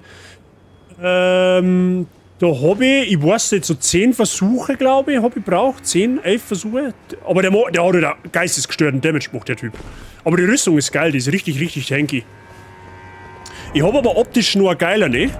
Die ist aber nicht ganz so tanky und das ist die Rüstung von dem Boss letztens. Die schaut optisch, also, ne, die ist schon next level. Wenn ich es finden darf.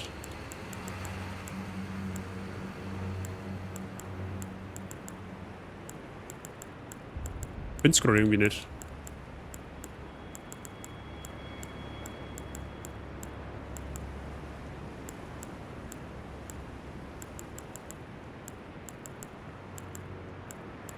Ich bin verarschen jetzt, oder was? So, Hans. Die ist optisch eine 12 von 10, die Rüstung. Das ist eine richtig geile Rüstung. Aber die ist halt leider nicht so tanky.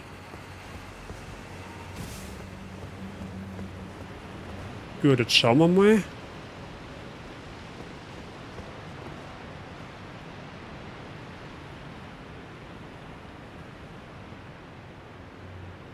Das ist das Enmensis Schloss da, oder? Ja. Das ist das falsche. Ich will da hinten hin. Mal schauen.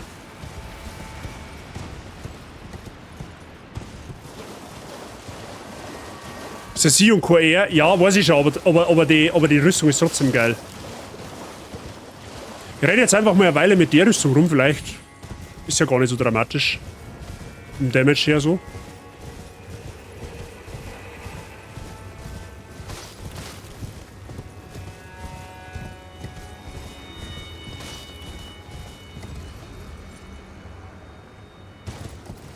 Das ist Dora, oder? Ja, dann kann man sich da oben fallen lassen. Da drüben könnte man dann auf. Und dann kann man da entweder oben, okay?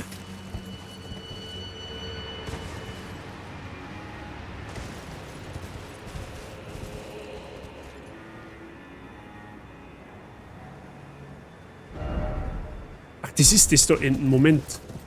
Da müssen wir über den Fluss drüber. Ah, scheiße, komme ich jetzt nicht mehr. Oder? Ah, muss ich nochmal zurück. Wir müssen da über den Fluss drüber.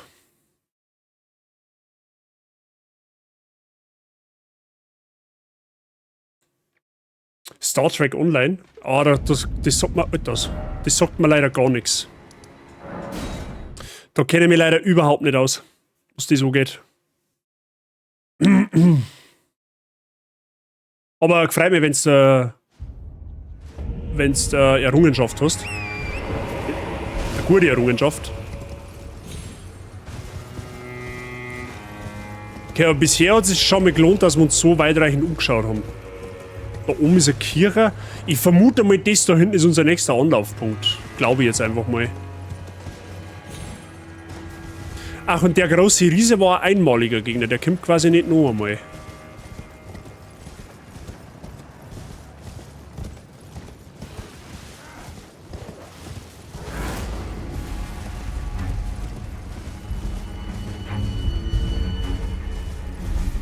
Geschmäcker sind... Oh, das ist ein Wort der Gnade. Geschmäcker sind verschieden, ja, das ist auch gut so.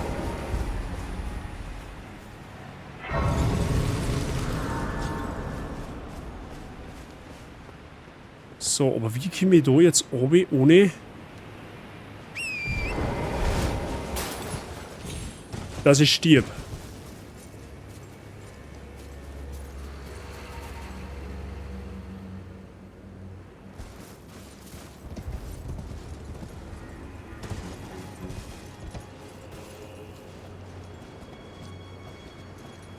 Muss ja irgendwo runtergehen.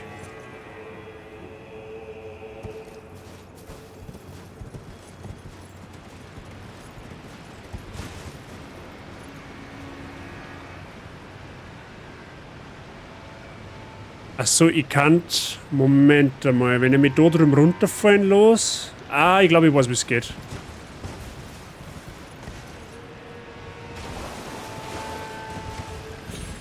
Ich darf nur nicht so weit runter. Jetzt da oben fallen lassen.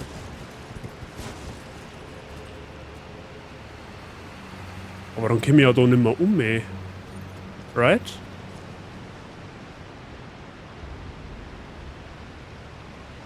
Irgendwie muss man da hinkommen.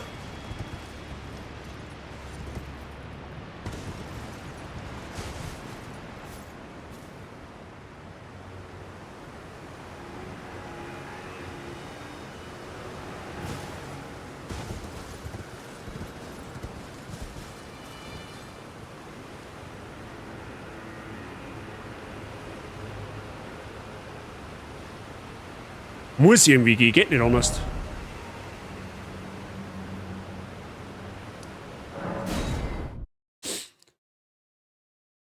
Assassin's Creed nochmal einen Turm springen, ja so einfach wenn's gang.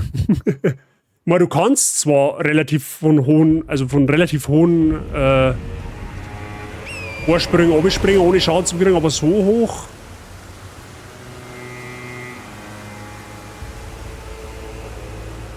War gerade ziemlich Piss wieder.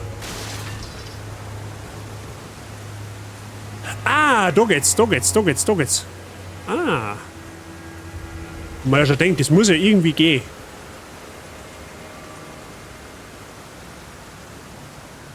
Oh, war knapp.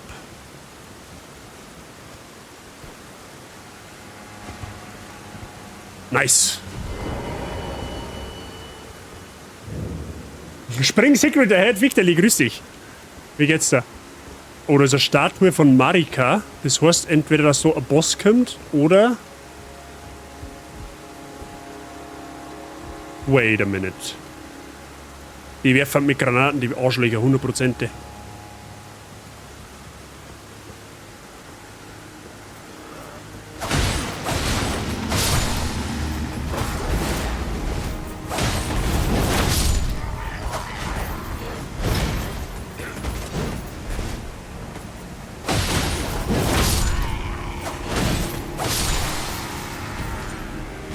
Blutung OP, Freunde der Sonne.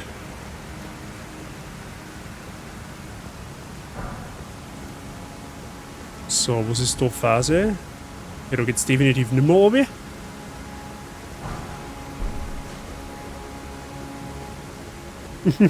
Fichterli nutzt gerade die neuen Emotes.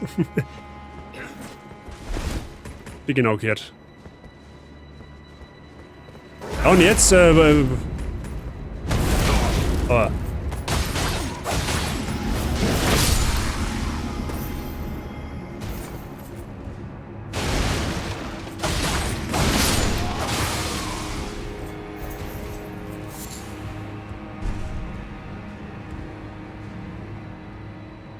Zum Faun-Konzert. Faun, sagt man jetzt gar nichts. Aber bei mir soweit ist gut. Freut mich, dass bei dir auch alles im grünen... Oh. Auch alles im grünen Bereich ist. Und das Loot. Ah, da hinten ist so dicker, okay. Moment, aber den können wir sneaky peaky machen, oder?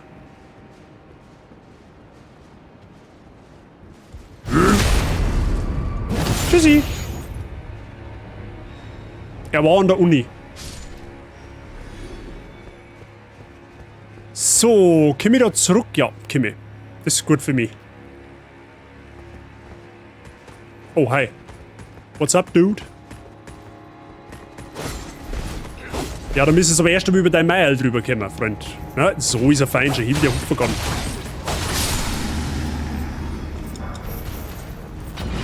Aha, der Brandbomben-Charlie ist auch wieder am Start. Perfekt.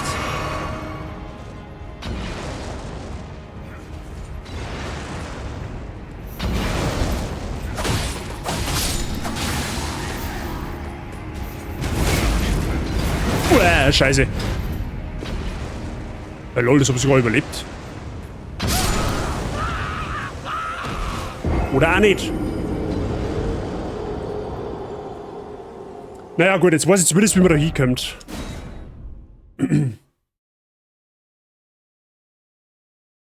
Nicht unbedingt mein Favorit, aber man kann es ja mal testen. Ah, von der Musikrichtung her, meinst du?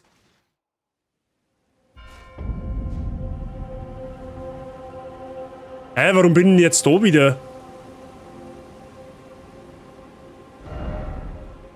Ja, das interessiert mich nicht, ich will da her. Faunes Mittelaltermusik. Ah, okay. Ja gut, wie gesagt, das sagt man tatsächlich nichts. Ja gut, ich meine mal anhören. Kannst ja nicht allzu viel falsch machen, ne?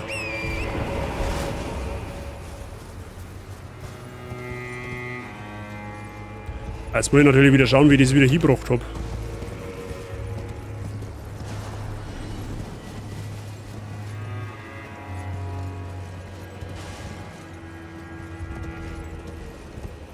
Warte mal, wo war jetzt der Vorsprung nochmal? Da meine ich, oder? Ja, da war er.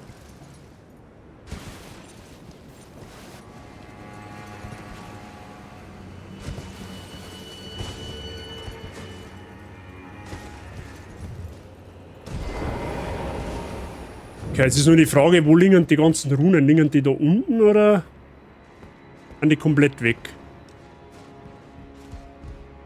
Wir werden jetzt aber, glaube ich, tatsächlich lieber die tankige Rüstung wieder anziehen.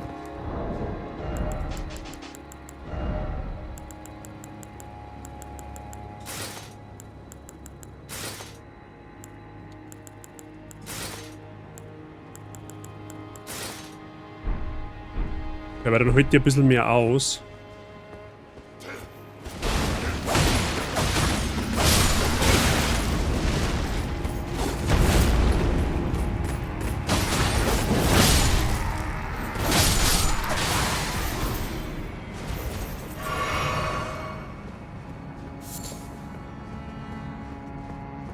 Okay, die liegen zumindest da.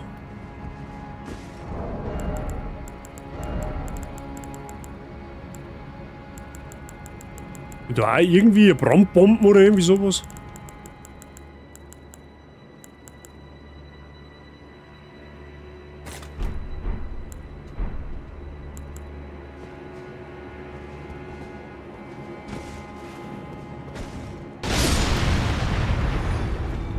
So sieht's, Iskins kann ich auch.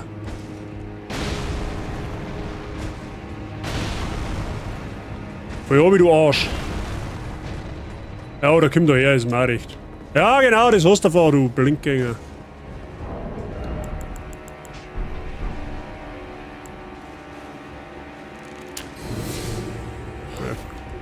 Grabe nicht mehr.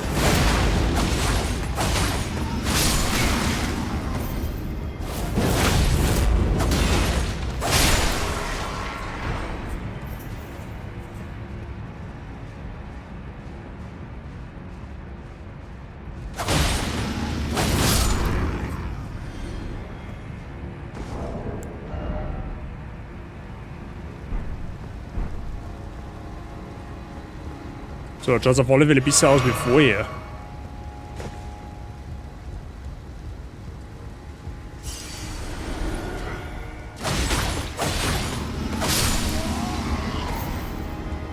So ist er fein.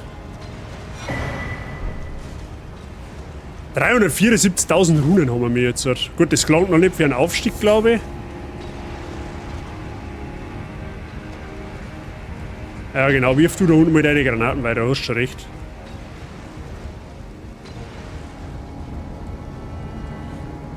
Super, jetzt habe ich einen Ohrwurm von dem Lied. Ich kann allein jetzt auch nichts sagen dazu. Bedank dich bei Fichterli. So, da ist ein Dicker drinnen, wenn ich das richtig sage, oder? Der hat auf alle Fälle... Ja, da ist ein Dicker, da werden wir uns geschwind buffen.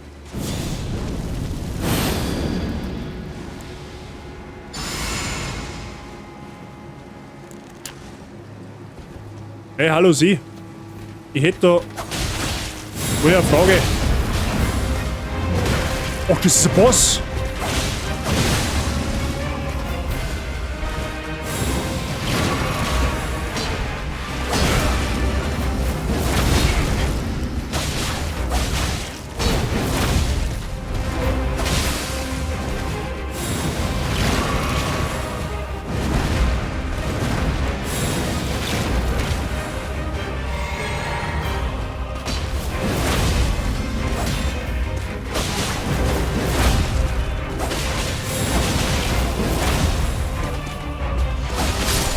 Die Fähigkeit ist einfach so brutal.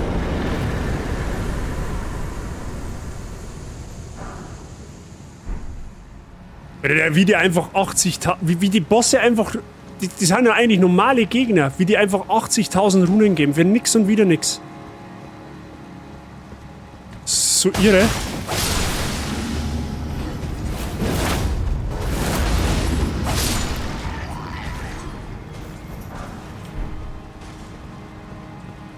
Fühle ich, feier ich. Also ich hab gedacht, das ist ein normaler Gegner, dabei ist das ein Boss.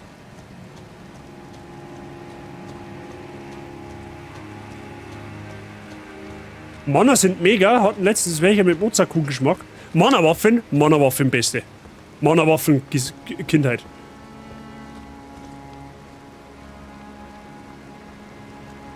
Ja, das Lied sagt man da tatsächlich nichts, Thomas. Mir sagt, wie gesagt, generell die Band ja auch nichts.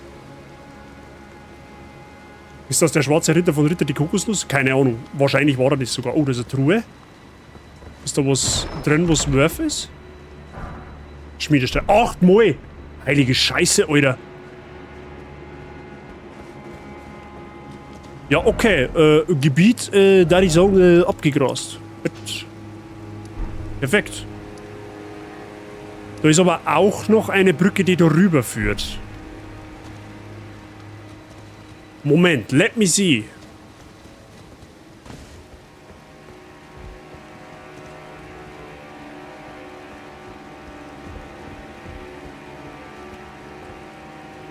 Auf dem Turm wird man vermutlich so nicht auf... Ah, warte mal. Da, da kann man oben. Moment. Let me see. Haben wir ja Zeit, pressieren wir nichts. So, wenn ich jetzt da unten hingehe, wo kommen wir denn dann da raus?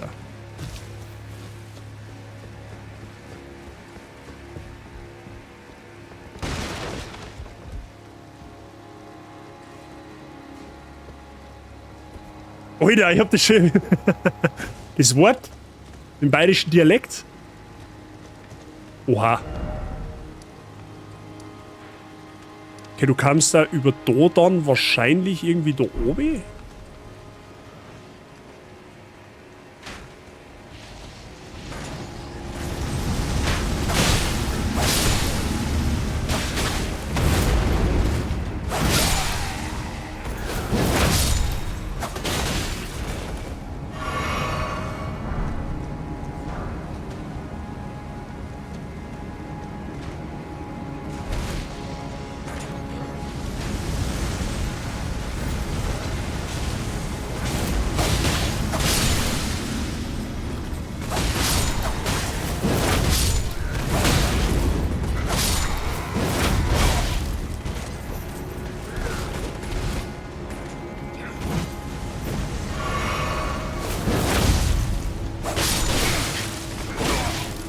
Ja, da kannst du mal mit deinem dünner Dödel aufhören, mich zu pieksen.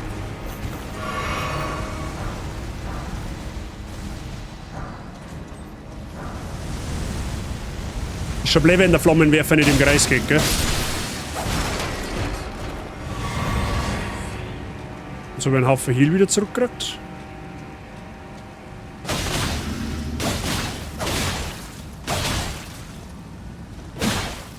Das ist auf alle Fälle eine Kisten.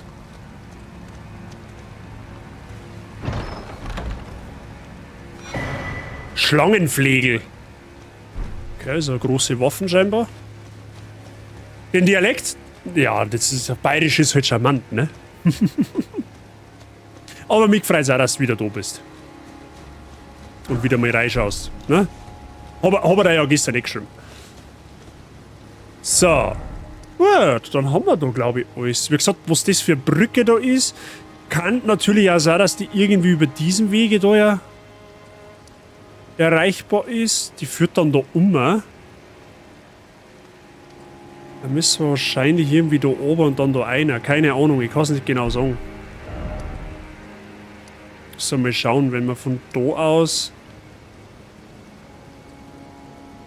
oben geht, dann könnte man da um. Ja, das kann sich schon irgendwie ausgehen. Keine Ahnung. Bayerisch ist sexy, oh yes. Fehlt nur noch Mumpet-Stream, oh ja, der fehlt auch, das stimmt. Okidoki. Gut.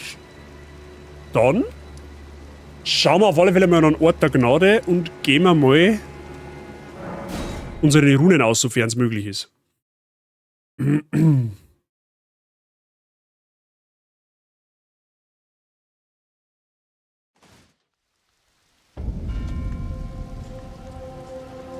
Hallo?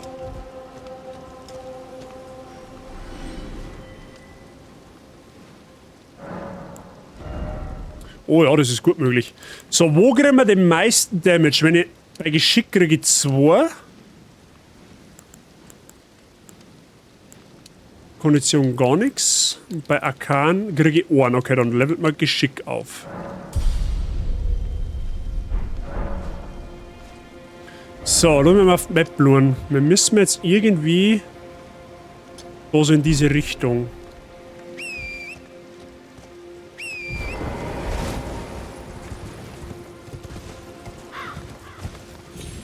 Einen Wald, hat noch nie geschaut. Aha, da ist die.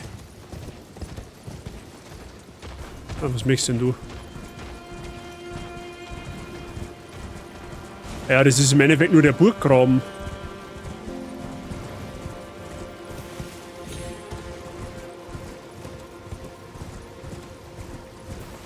Da wo wir eben gerade waren.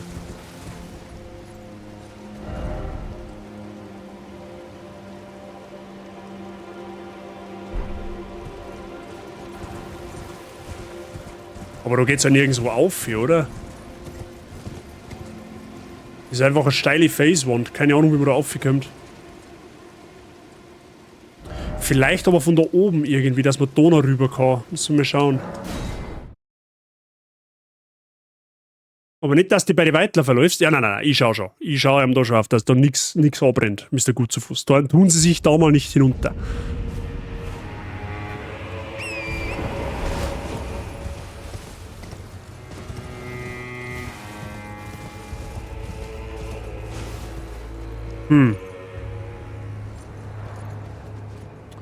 Da geht auf jeden Fall nichts. Da ist die Brücke unter, aber da kommst du.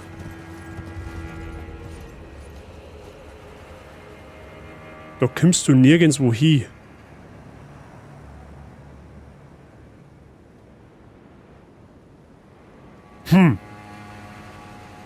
Keine Ahnung. Sag dir, wie es ist, Brudi, habe ich keine Ahnung, wie man da hinkommt. Zumindest erstmal nicht. Aber oh, warte mal. Ja, gut, wahrscheinlich wird es ein bisschen. Wahrscheinlich, ich kann mir vorstellen, dass du da in dem Gebiet irgendwie dann da oben kommst. Das kann natürlich möglich sein. WB, Andi. Gut, jetzt ist halt natürlich die Frage. Kann man jetzt theoretisch gleich da herum nur schauen, was da Phase ist?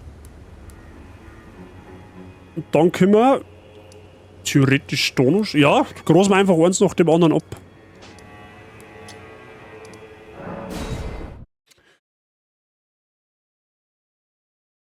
Bazi, wo? Hatte gerade ein Blackscreen. Kack Handy. Ja, das war wahrscheinlich dein Handy. Ich weiß nicht. Zumindest hoffe ich das. Aha, da ist der Marker hinter auf der Kirche. Und da hinten ist wieder so ein Feuergolem, also ein Ofen, von dem ich vorher erzählt habe. Den ich ja einen habe ich ja offstream gelegt. Da weiß ich jetzt tatsächlich, wie man da ein bisschen vorgeht. Den werden wir wahrscheinlich auch irgendwann im Laufe der Zeit einmal machen, weil die lassen eben so Arzneitränen fallen. Lohnt sich wahrscheinlich auch, die mitzunehmen. Also wenn ich momentan, ohne Scheiße, wenn momentan nicht so viel um mich rum hätte, privat, ich hätte mit Elden Ring, ohne Scheiß, hätte ich so richtig Bock auf einen 12-Stunden-Stream. Einfach, dass man was weiterbringt. Aber geht leider nicht. Okay, da ist eine Kirche.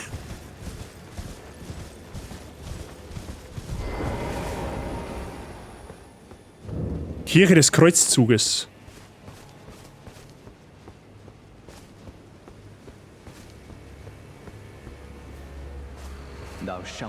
Oh, da wird man invasiert.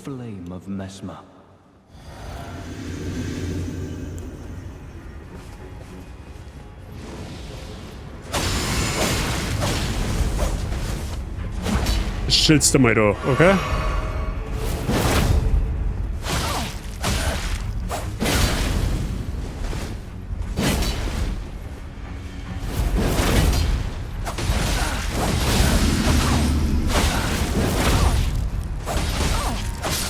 Irre. Es ist so, der Bild, oh, der Bild ist einfach so irre. Kriegsasche Flammenspieß. Und Schlüssel zum was? Schlüssel zum Gebetsraum. Okay. Was für ein Gebetsraum ist das?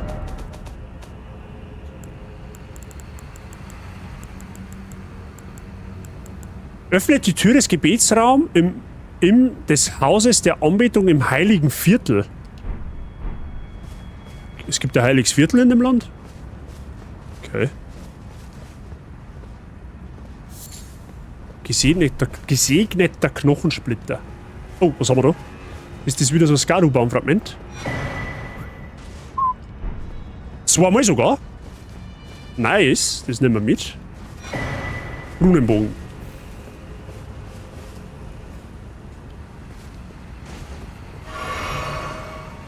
Ja, geil, hab alles gegossen, dann hab ich mir nur eine halbe aufgemacht, weil die Mutter gesagt hat, ich kann mir eine nehmen, wenn ich mehr hätte. Als braver Bub tue ich das, was die Mama sagt, hucke auf der Terrasse und 5 Minuten später fängt es zum Brunzen an. Ja, das ist der Klassiker.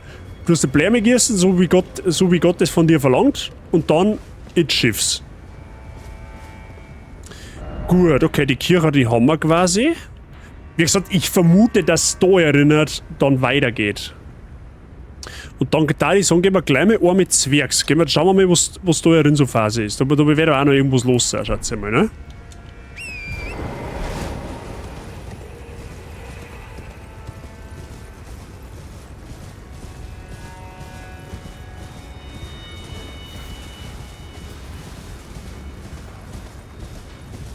Okay, da haben sie ein Zeltlager aufgestellt, perfekt. Zeltlager mit dem Ofen, perfekt. Grillen dann quasi in seiner Birne drin.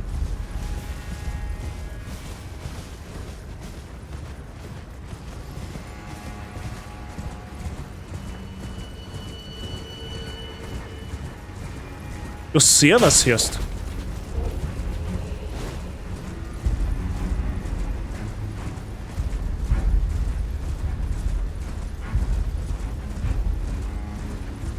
Okay, das ist wahrscheinlich Bärenland, so wie ich das sage.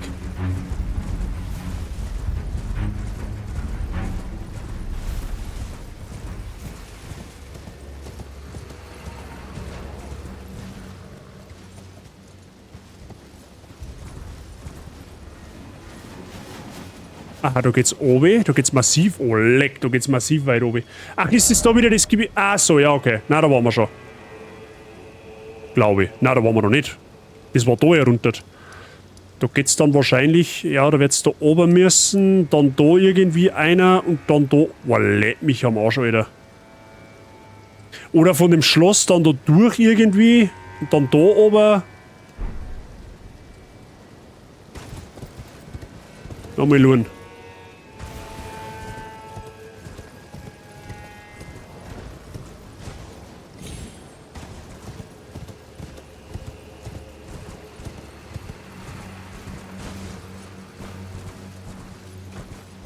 Okay, das ist auf alle Fälle Grizzlybärenland.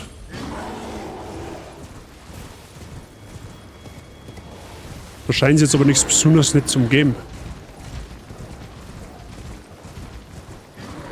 Außer, dass wir die Bären ans Leder wollen. Da ist ein Riesenbär.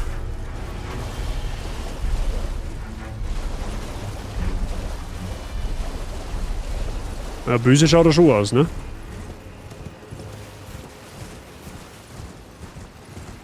Aber sonst gibt's da auch nichts. Aha, da kann man wahrscheinlich oben, oder? Aha.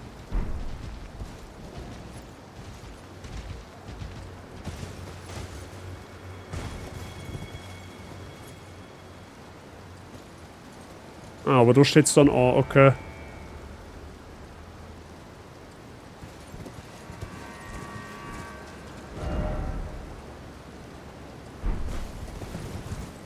Da hinten ist dann da ein Bruckern, okay. Oder schaut's aus, wie wenn wir da irgendwie oben kommen könnten.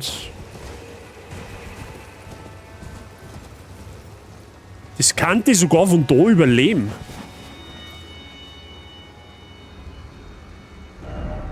Kommst dann da oben und dann da um und dann kommst du dann auf und dann da einer. Oder halt noch weiter da oben. Aber so wie ich das sehe, könnte man... Ja, das ist doch ganz schön hoch. Ja, das ist doch ganz schön hoch. Vielleicht gibt es da weiter hier vorne noch eine Möglichkeit.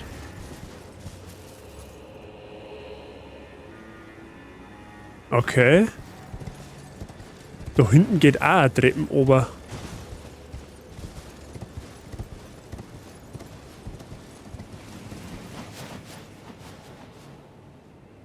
Da unten ist ein Ort der Gnade.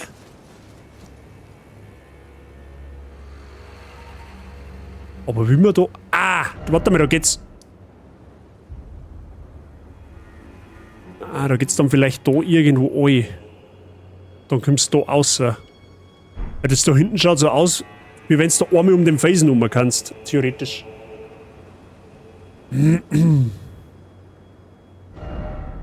Aber sicher bin ich mir da jetzt natürlich auch nicht, ne? Aber da führt halt der Weg da einer. Und dann geht's wahrscheinlich unterm Felsen da irgendwie durch. Das probieren wir jetzt einfach aus, dann sehen wir schon. Weil da wollte ich sowieso herschauen. Von daher. Let us see what it is.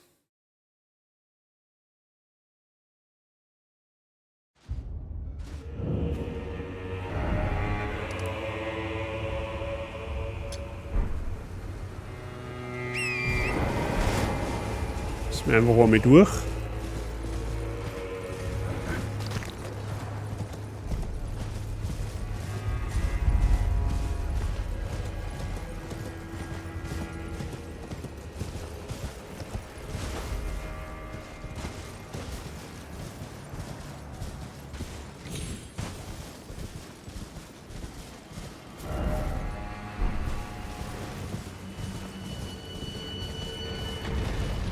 Ah, da ist wieder der Drache, okay. Ja, da reiten wir jetzt einmal vorbei. Und was haben wir da?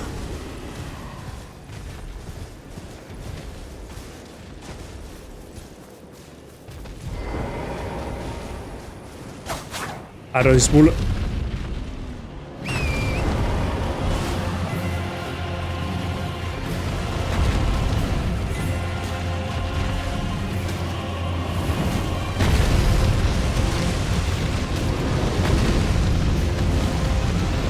Aha.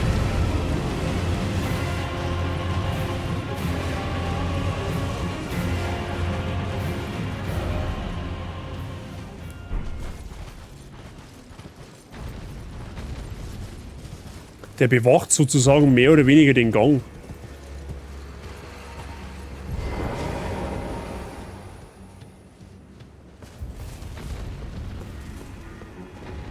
Da hinten waren wir schon mal bei dem Turm. Schauen wir mal, wo es da hingeht.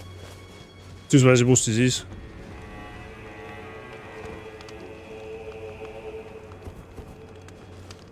Wir wollen mal buffen.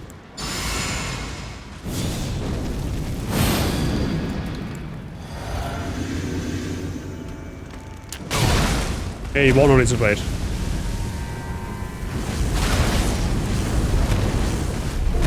Ah ja, perfekt. Alles klar.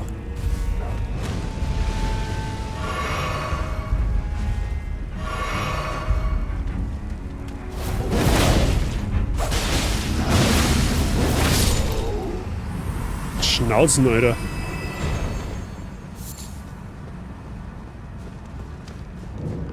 Festung des Tadels. Ja, super. Die haben sehr getadelt, da wenn die alle am Baum hängen.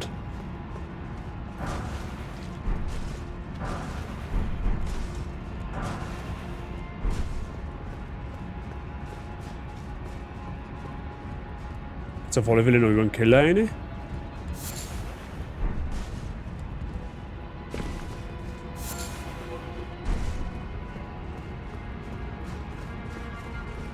Jo, schauen wir mal.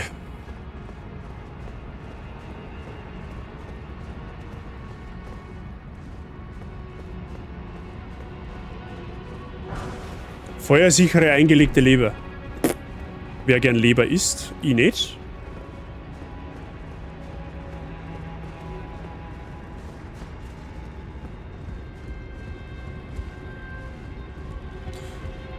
Master Chief, schön Sie zu sehen, Sir. Edward, Habitäre, grüß dich gut, schön auch dich zu sehen.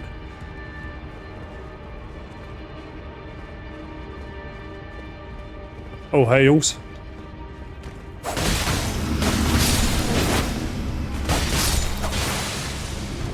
Oh, da ist noch einer. Edward, wie geht's da? Ganz gut eigentlich. Wir machen mal halt Erkundungsstream. Kann eigentlich nicht klagen, tatsächlich. Also alles... Oh, das ist eine Leiter, das habe ich gar nicht gesehen. Soweit alles tutti fein. Also Kiste. Und 800 Leute, die die Kisten bewachen. Aber sonst geht's eng schau gut, oder? Mit engen Feuerbolzen.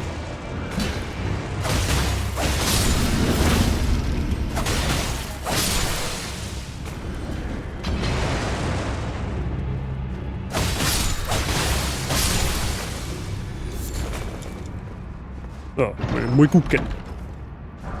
Schmiedestein. 8 Mal. Ja, perfekt. Und nochmal.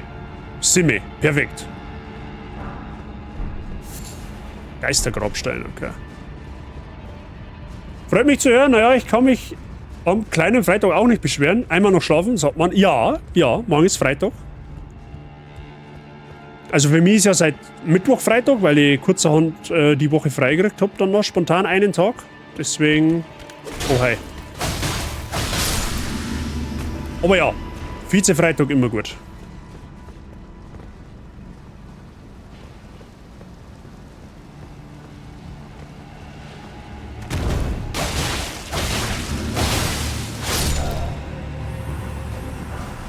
Blutung OP.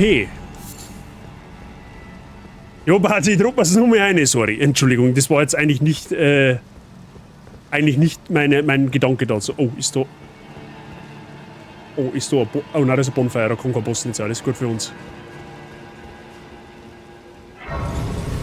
Dann machen wir doch das gleich einmal so. Werde allerdings jetzt... Ach, das ist ein Aufzug. Ja, aber wo ist da der Hebel? Wo ist da der Hebel, den ich da hebeln kann? Damit der Aufzug hebelt. Verstehst du, wie ich mal? Mei, du mit deiner Brandbomben. Lass da etwas Gescheites einfallen.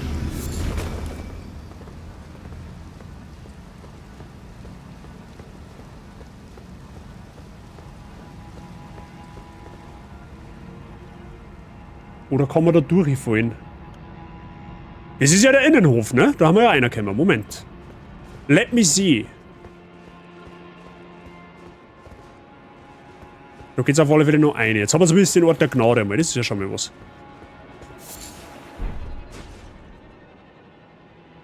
Welchen Hebel zum Hebeln? Ja. Das hat jetzt ausgeschaut. Also, das ist wohl kein Aufzug. Das ist wohl einfach nur ein Loch im Boden. Oh, hi Derry. Wissen Sie, ich wollte mal. Ne?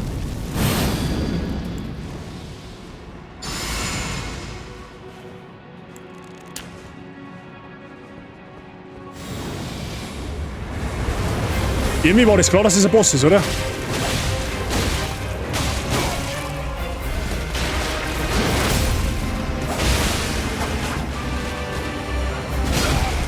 Aua.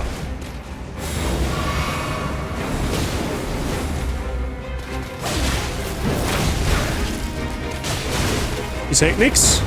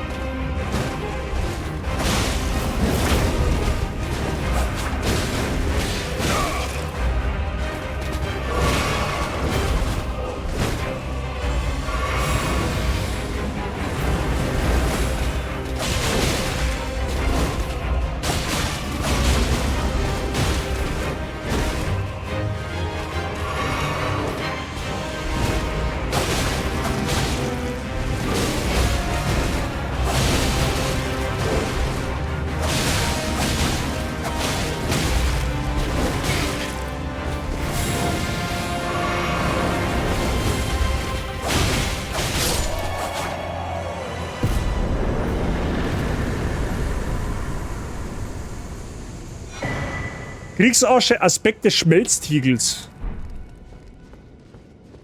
Ja, nimmer.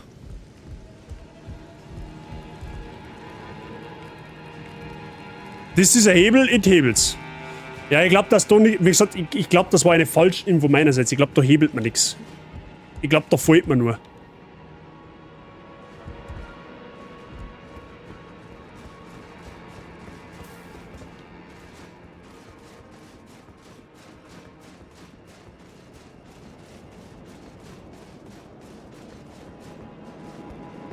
Oh, haben wir mal eine Kiste. Schauen wir mal, ob es sich lohnt. Militärpriester, okay.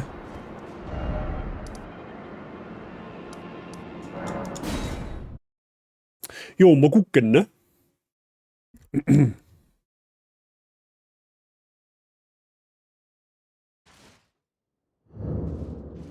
Dann auf alle Fälle mal Runen ausgeben.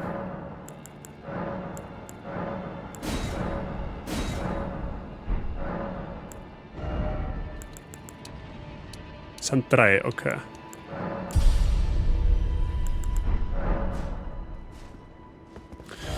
Gut, jetzt hätten wir das. Aber die Frage ist, ich habe da irgendwie so ein Portal gefunden, wo man aufspringen kann auf dem Felsen, aber das ist inaktiv scheinbar. Jetzt ist nur die Frage, wie kommt man dann da her? Das ist ja da drüben, ne? Da hinten ist auch ein Ort der Gnade, what the hell? Kann ich da oben springen? Beziehungsweise jetzt schauen wir uns einmal an, was in dem Loch da drin ist.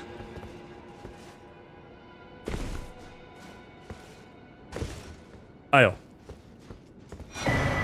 Schattenreiche Rune, ja, herzlichen Glückwunsch.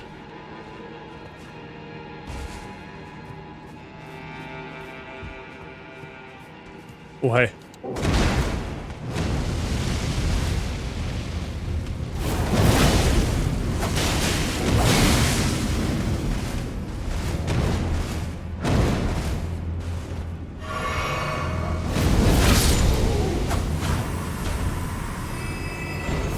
Musst jetzt du den ganzen Loot aussenden, du Zipfjadern. Hier ist der Verfinsterung. Marikas Rune, okay.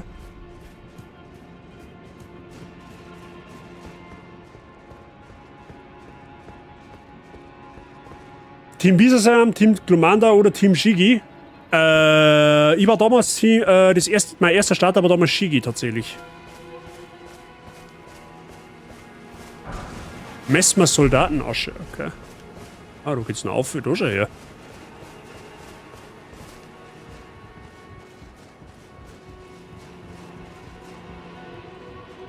Mal da nochmal anschauen, was das für Gegenstände gewesen haben, was wir da gerade eben gefunden haben.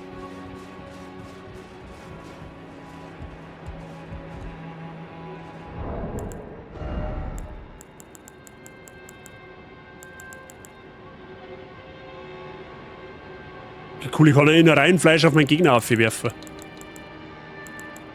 Redekopf, mein Liebling. Das ist das Iris der Verfinsterung. Auf das Auge eines anderen legen, um Licht in all seinen Formen abzuhalten. Okay. Marika-Sonne benutzen, um 80.000 Runen zu erhalten. Heilige Scheiße. Ich verstehe nix. Wie, du verstehst nix? So, jetzt haben wir wo? Auf der anderen Seite, oder? Ah, ich weiß halt nicht, ob ich mich da runterfallen lassen kann, ohne dass ich gnadenlos stirb. Aber wisst ihr was? Das lässt mir jetzt auf einen Versuch ankommen. Ich kann mir vorstellen, dass wir das mit dem Esel überleben. Aber dann bleibt es ja eigentlich ja wurscht, von welcher Seite.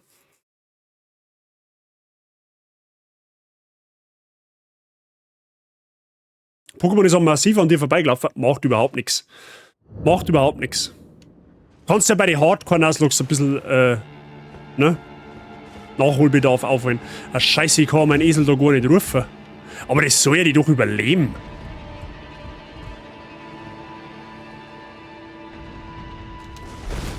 Ja, ja.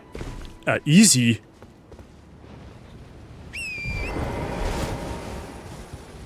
Also wir haben, ja, toll, Bier, so ein Noah, oder? Da haben wir rausgekommen.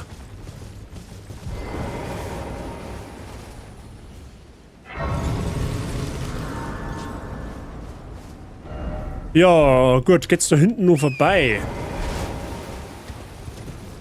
Ja, schaut so aus.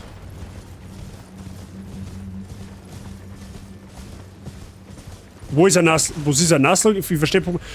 Eine Nuzlocke ist quasi Pokémon mit verschärften Regeln. Das ist quasi das, was ich momentan als Projekt gespielt habe, bevor wir mit Elden Ring angefangen haben, tatsächlich.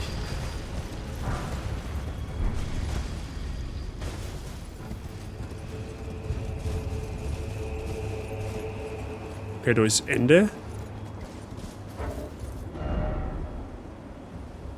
Ja gut, aber wenn man dann da hinkommt, Brudi, weiß ich nicht. Wir müssen da irgendwie aufverkämmen, aber...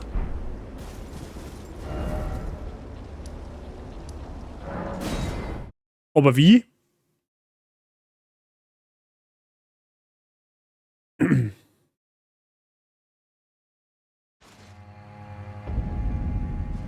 Da vorne ist der Drachensepp. Hört man ja bis daher schreien, den Idioten.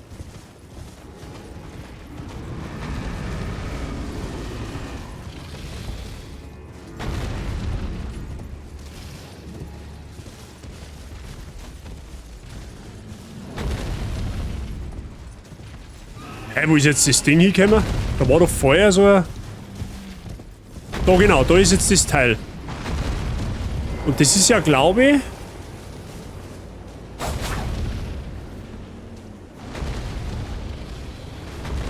Es schaut aus, wie wenn man da so einen Sog erzeugen kann, dass man mit einem Pferd bis oder mit einem Bock bis da aufspringen kann.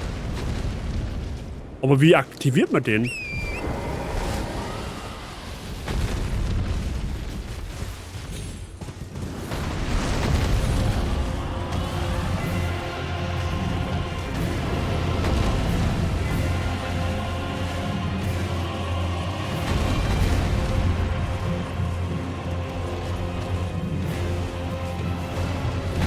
Keine Ahnung.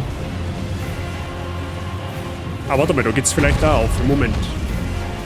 Aber der Drachensepp.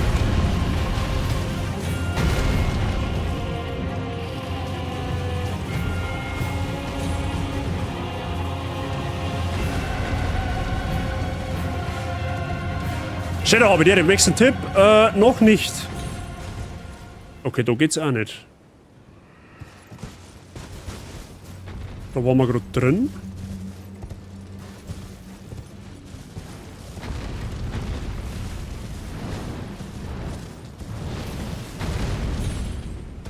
Oh.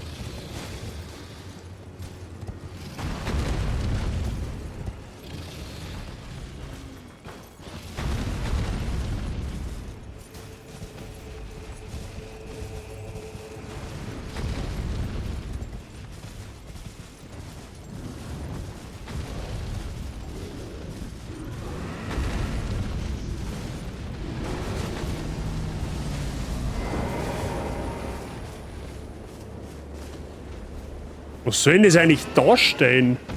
Das ist ein Steinhaufen oder was? Ah, ist das so eine Art Rätsel wie im Main Game, da wo du halt die Geisterportale dann freischaltest oder so?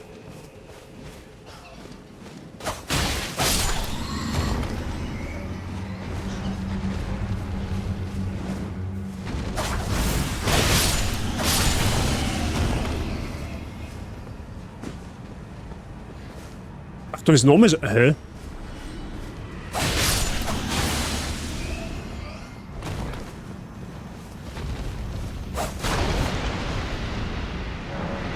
Irgendwo wurde eine Geist. Ah! Wait. Ist der jetzt aktiv? Ah. Nice, jetzt haben wir da ja Rom.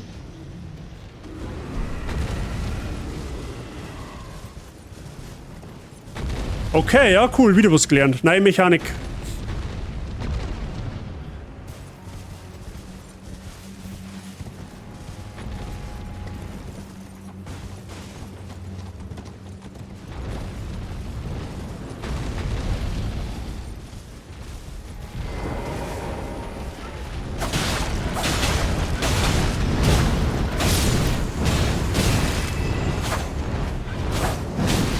Ey, chill mal, du Scheißvogel.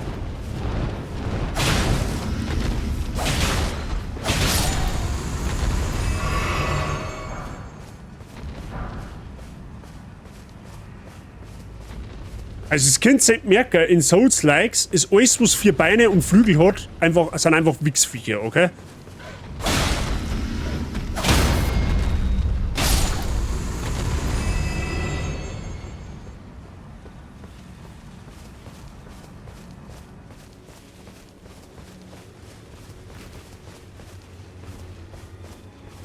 Okay. Ich habe keine Ahnung, wo man mir da jetzt genau hand. Also ich will auf alle Fälle irgendwie dahinter zu dem See. Ich vermute mal, das funktioniert, weil wir da irgendwie drüber gehen können. Keine Ahnung. Aber erst mal schauen, was da alles gibt. Das ist auf alle Fälle eine Art neues Gebiet sozusagen, wenn man so will, ne?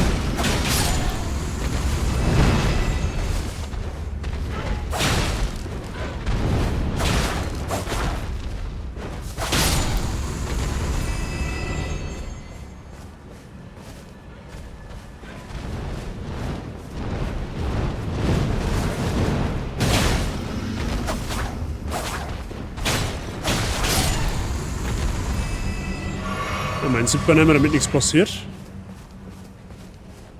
Oh, da ist ein Kreuz oben.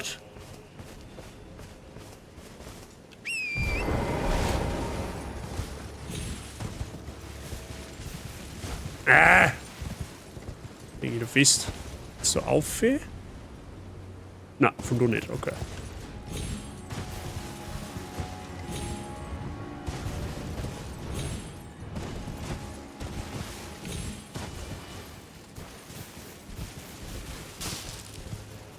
Es schaut halt aber auch. Ah, okay, da kann kein Boss nicht sein, weil das ein Ort der Gnade.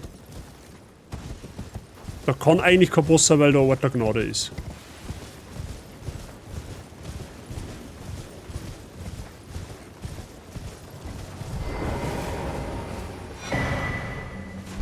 Okay, Skaru-Baumfragment.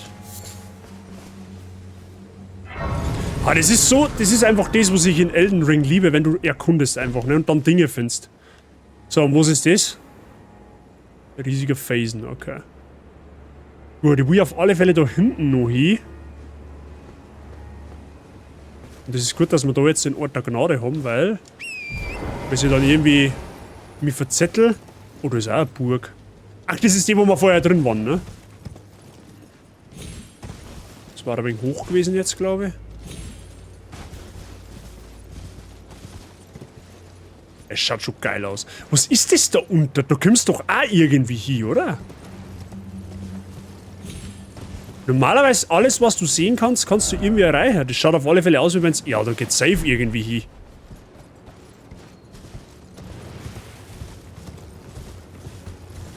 Ah, warte mal. Ah, da glaube ich geht's über die Säule, da haben wir doch den Drachenmenschen gemacht und dann war's doch hinter außen, ich glaube, da kommst du so über das Gebiet durch den Dungeon. Danke dir, Thomas. Küchenschlacht so gut wie beendet. Putzschnitzel hätte jetzt gewesen. Putenschnitzel mit Tomaten, Erbsenreis und grünen Bohnen und Gartenkräutern an Gurden. Putenschnitzel feiert die. Aber wir grillen halt noch, deswegen bin ich jetzt da gar nicht so neidisch. Ne? Aber an Gurden auf alle Fälle. So, jetzt wollen wir mal schauen, ob ich da irgendwie umkomme. Wahrscheinlich eher nicht, so wie das ausschaut. Da unten fliegt wieder der Drache umeinander. Da werden wir da jetzt wahrscheinlich eher nicht drüber können, oder? Nein, natürlich nicht. Aber wie kommst du dann da hin? Wahrscheinlich dort irgendwie über die linke Seite dann. Aber da kann man auf alle Fälle auf.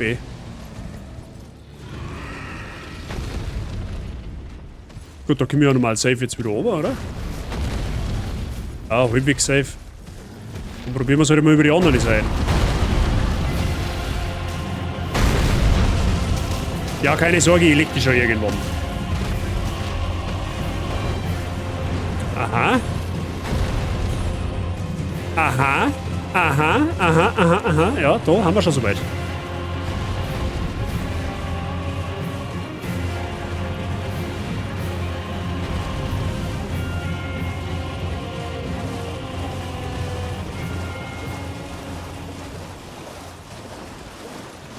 Oh, das sind die Zentigen, okay.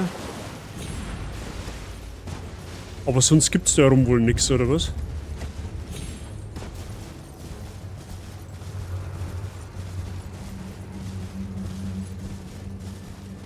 Nö, scheint nichts zu geben hier. Gut, dann können wir da den Marker Victor, das haben wir erkundet, das passt. Da waren wir auch. Können wir auch Victor. Da haben wir das entdeckt. Gut, da bleibt dann eigentlich dann später mal nur noch die Frage, wie kommst du dann da oben? Aber ich schätze mal, da wird man hinkommen, wenn wir die Burg da haben. Vermute ich jetzt einfach mal, dass man erst die Burg irgendwie clearen muss. Und dann wird das wahrscheinlich so ähnlich ablaufen wie bei der da herunter, dass du dann da irgendwie da rauskommst. Und bei der wird es halt dann da sein, da kommst du dann entweder da irgendwie raus oder da oder da. Und dann hast du natürlich wieder andere Wege. Da geht es dann da her und da oben. Vermute jetzt einfach mal, weil von da aus sehe ich jetzt mir ehrlich so keinen Weg. Aber das werden wir außerfinden. Gut. Dann.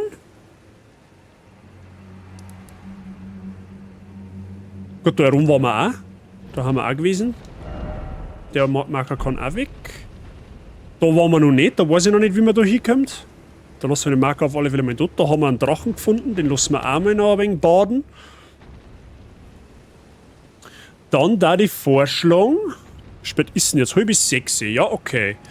Dann schauen wir uns da drinnen um. Da hat mir, wie gesagt, ein Viewer per Whisper darauf aufmerksam gemacht, dass ich da nochmal genauer schauen soll. Da scheint wohl eine ziemlich starke Waffe drin zu sein. Dann werden wir das noch schnell machen. Und dann gehen wir mal in die Burg, hätte ich fast gesagt. Irgendwie. Beziehungsweise, weil ich jetzt sonst nicht weiß, wo ich hingehen soll. Weil da haben wir alles. Und da das Gebiet nehmen wir dann, wenn wir die Burg haben. Oder wenn wir halt da einfach einmal wissen, wo wir da hinkommen. Ne? Burgen finde ich nice. Ich mag Burgen, ja. Nur wenn nicht so übertrieben krass starke Bosse da drin lauern. Dann mag ich Burgen. So, dieser Viewer hat mich darauf hingewiesen, dass ich bei der zweiten Tür, die ich geöffnet habe, mich nochmal genauer umschauen soll. Das müsste diese gewesen sein. Killen wir erst mal den da. Wollen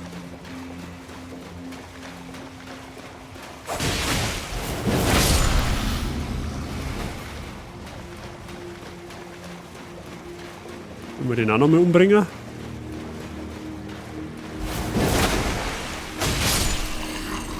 So, was ist jetzt bei der Tür faul? Da muss ja irgendwas geben.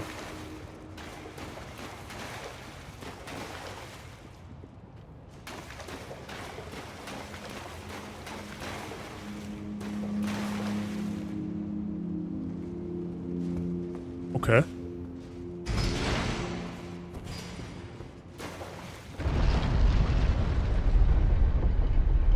Ah, dann mache ich die Tür von innen zu, oder was? Ja, und aber was hilft mir das?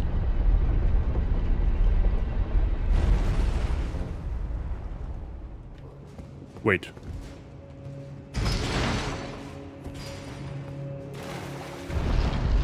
Oder ist das überhaupt die zweite Tür? Das müsste die erste sein, oder? Kommen wir da? Ah, warte, ich glaube, ich habe eine Idee. Moment.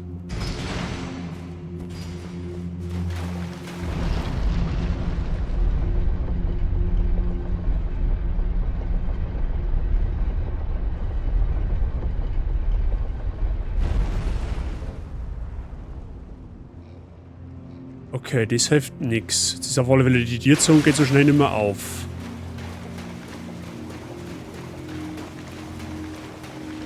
Ah, das ist aber auch die erste Tür, ne? Ja, der hat gesagt, bei der zweiten Tür. Ja, ja, okay.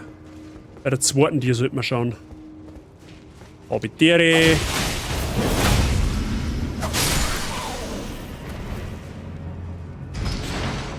Übrigens, unser erster Gegner am Dienstag sind die Türken, die werden wir sowas vom fressen.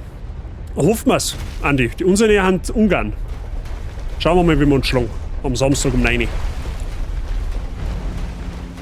So, das war jetzt die erste. Wir müssen jetzt die zweite Tür finden, aber wo waren die nochmal gleich? Da muss ich jetzt erst einmal suchen. Das war's nicht, oder? Warte mal, doch.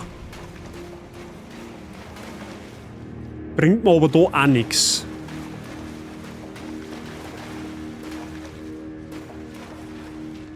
Wobei, da ist auch ein Tier. Jetzt wart. Oder ist da ein Tier? Nein, da ist keine. Jetzt ist halt die Frage, wo das war.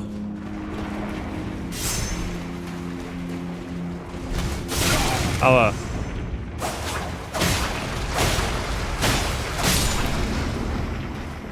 Ich will noch mal schauen. Ungarn wird hart. Ja, die mauern halt ziemlich. Aber mal schauen. Mal schauen. Ich sage uns, also im Viertelfinale sage ich und schon noch, aber dann meine ich, wird es halt hübsch kreiselig. Ne, weil dann kommt sehr wahrscheinlich Spanien. Außer Georgien macht eine weitere Überraschung und haut Spanien auch noch weg. Na, die haben die Portugiesen gestern ziemlich blamiert.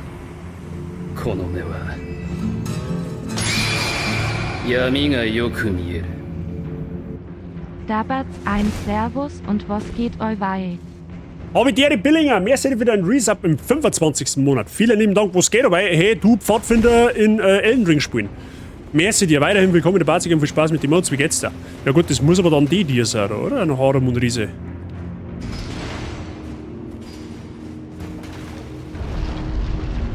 Stell mir halt einfach einmal da hin, weil warum nicht?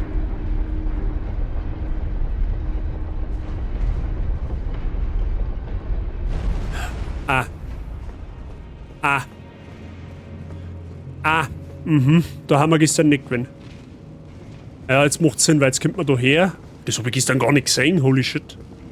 Also danke an den Viewer, falls du da bist. Vielen lieben Dank.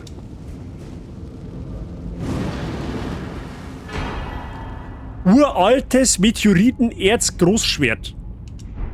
Und einen uralten Drachenschmiedestein. Herzlichen Glückwunsch. Vielen Dank dafür. Vielen Dank für die Info, hätte ich wirklich übersehen.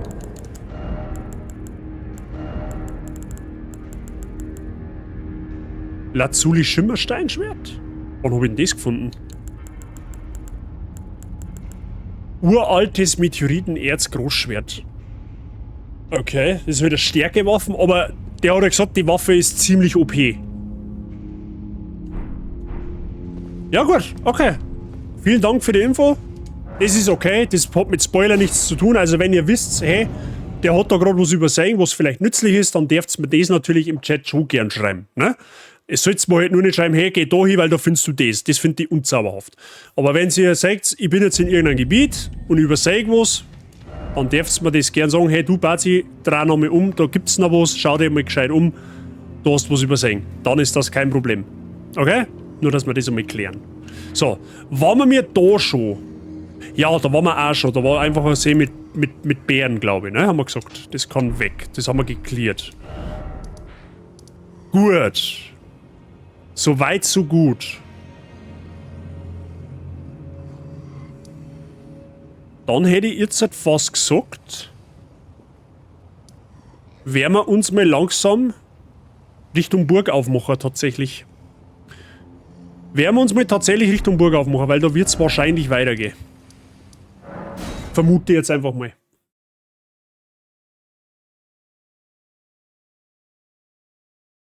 Mir geht's gut und heute ist mein Hämatom-Short gekommen. Was ist denn ein Hämatom-Short? Also unter Hämatom verstehe ich jetzt ihren Bluterguss. Ich glaube, ich vermute aber mal, dass du das nicht meinst. Lieblingswaffen ist andere aus mit generell, also in Elden Ring ist es tatsächlich wirklich so, dass du, ja, ich sag jetzt einmal schon gut 60% der Waffen irgendwie nutzen kannst. Also, das ist tatsächlich nicht so wie in anderen Souls-Titeln, da wo du eigentlich 60% der Waffen mit die Tonne hauen kannst. In Elden Ring ist es tatsächlich anders. Da kannst du eigentlich 60% der Waffen wirklich gut benutzen. Gut, auf zur Burg. Schaut aber schon ziemlich imposant aus. Nicht, dass das Endgame dann, also das Ende schon ist, ne? Weil es ist irgendwie so ganz verdächtig nah an dem Ding da dort.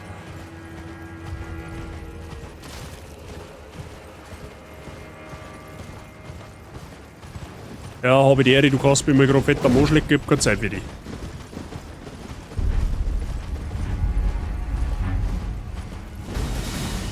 Gut, schlauerweise gehen wir außen um, weil der Ofentyp da garantiert auch gerade und die ganzen Gegner da hops nimmt für mich. Weil alles, was der tut, muss ich nicht machen, weißt du? Verstehst du, wie ich meine?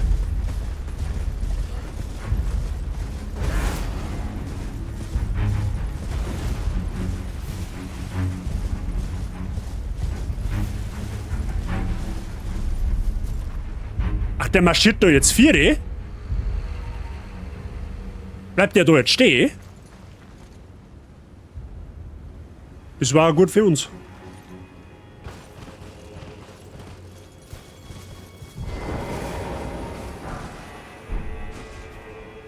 Achso, die Band Hämatom. Ja, jetzt haben wir beieinander. Das hat jetzt ein bisschen dauert, Billinger. Aber nice, freut mich, wenn die Hosen da ist und dir die Hosen gefällt. Wo haben wir denn? Da haben wir. Schrei mich, du nicht so Drecker an.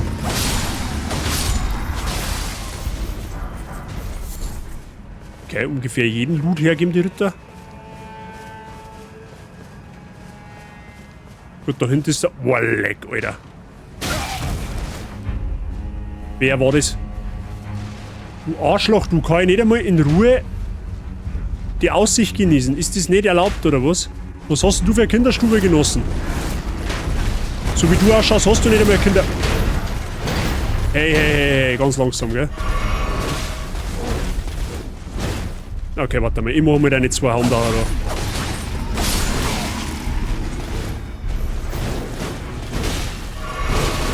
Alter, kannst du dein dummes Maul halten, bitte?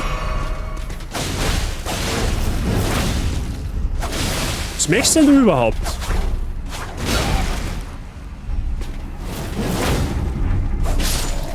Durch dein Maul? Bremselkopfkreisliger.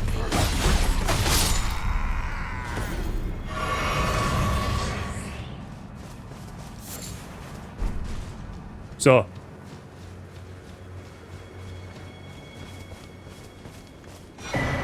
Schattenreichrune.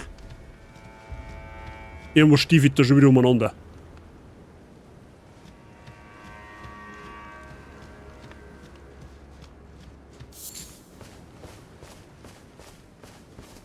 Müssen wir umschauen, ne? Erst einmal luren. Oh, hi.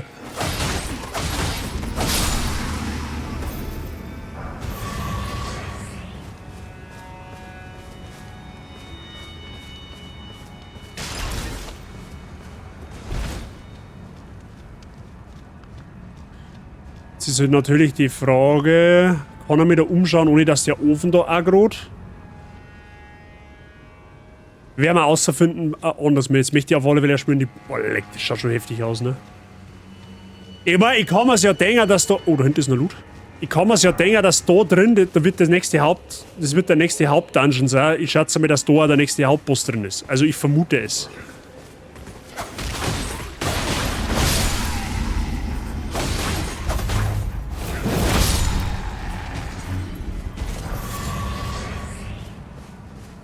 So, wo wir sie den Luke sehen? Da. Wieder irgendein Handbüchel, okay.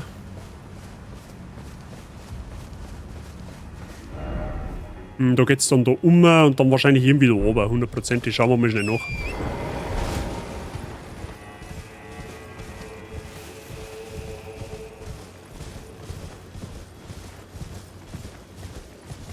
Oh, hey.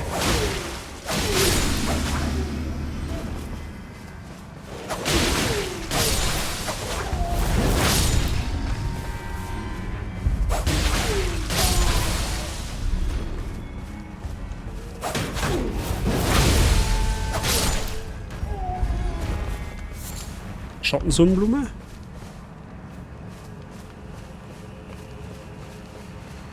Ich sag's irgendwie, sie feiert die Rückhandklingen so stark. Es ist so eine geile Waffe.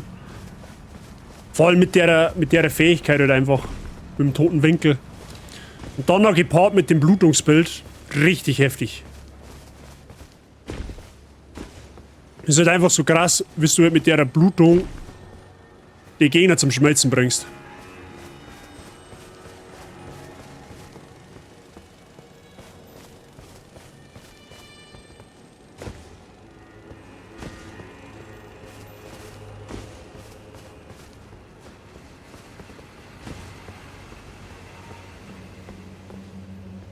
Da geht's dann oben zur...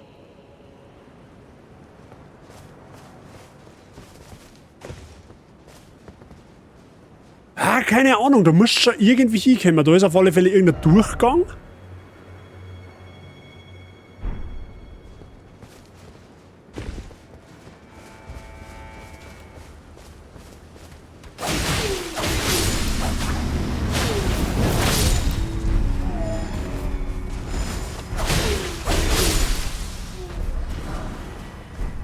Schmiedestein.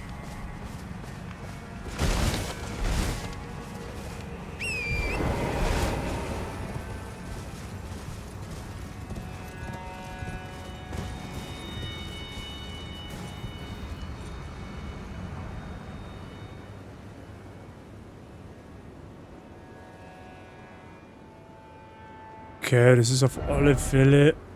Da ist jetzt der Ausläufer. Du musst da irgendwie unterirdisch hinkommen. Gut, aber das schauen wir uns anders mal auf alle Fälle. Gehen wir erst einmal Richtung Burg.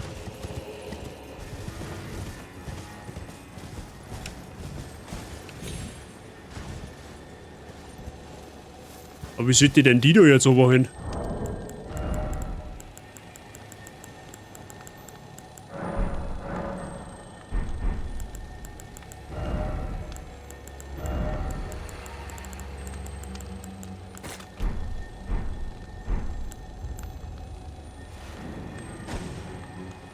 Oh wow.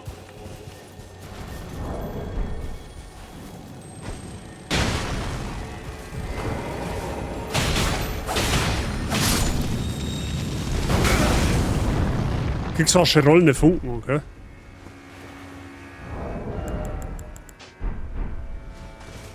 Los, Taubsi, ja genau. Sturzflug.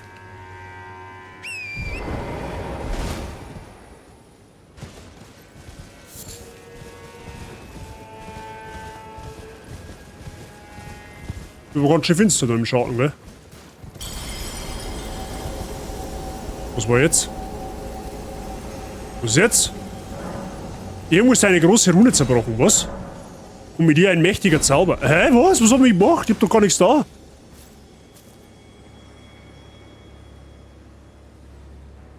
Hä, lol, was ist jetzt passiert? Ich hab doch gar nichts gemacht. Ich bin doch einfach nur geritten. What the hell? Ofengesicht, ja, herzlichen Glückwunsch. Ach, weil da so einer liegt.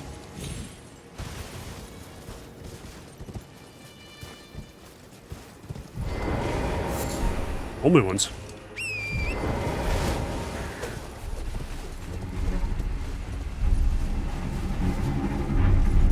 Mei, was?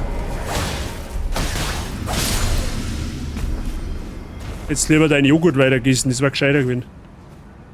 Und da geht's definitiv nicht oben.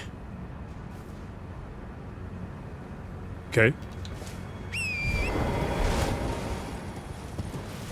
Name merci für den Lurk. Birgit, ich soll jetzt wahrscheinlich ein bisschen Speck lesen, aber du wirst schon nicht da dringen. Ach, da ist jetzt Zetels. Ja, warte, machen wir gleich. Notiz des Ofenbesitzers. Mein Gott, na wie viel.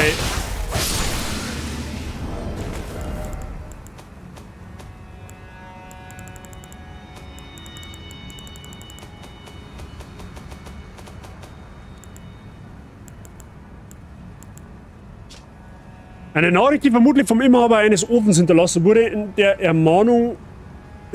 Ermahnungen bezüglich der ordnungsgemäßen Nutzung der Schmiede enthalten sind. Feuertöpfe fernhalten, wenn der Golemofen brennt. Und ich will um Himmels Willen keine Töpfe sehen, die flammende Wirbelwinde erzeugen.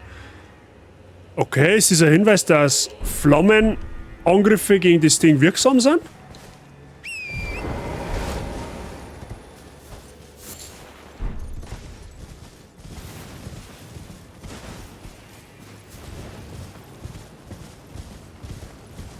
Na gut, dann gehen wir mal eine in die massiv finstere Burg.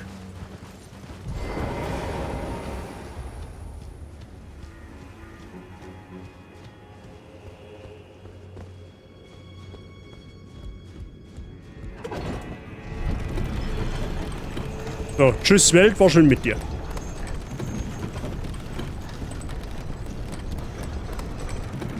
Wie Birgit. Schattenbergfried.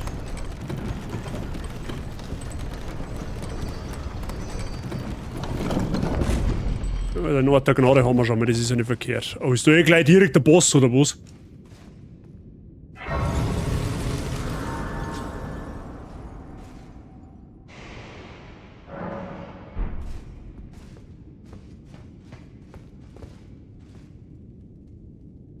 Ist nicht der Ernst, oder?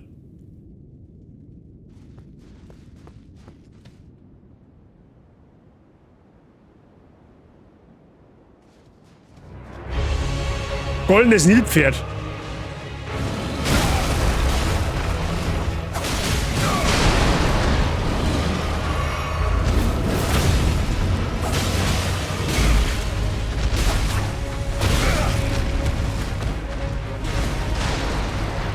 Ja, so golden bist du aber du jetzt. Okay.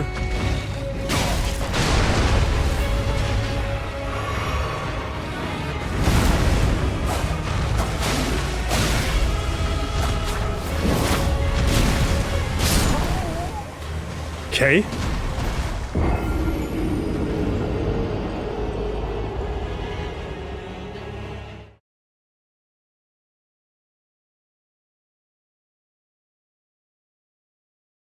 Das ist... Ah nee, das ist bitter. Ja, okay. Wir haben einen Boss. Passt. Schönes Empfangskomitee an der Stelle. Aber nichts muss man nicht hinbringen.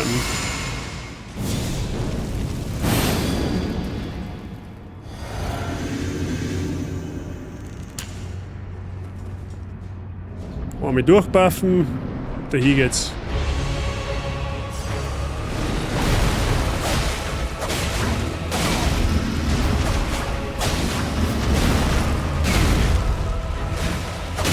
Boah, ich sehe halt gar nichts.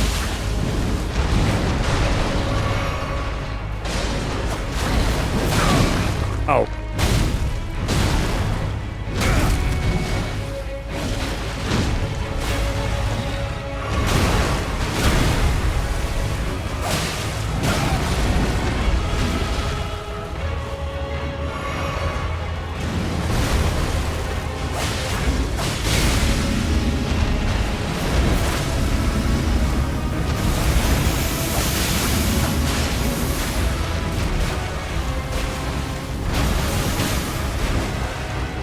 Okay, Super Saiyan 3 oder was?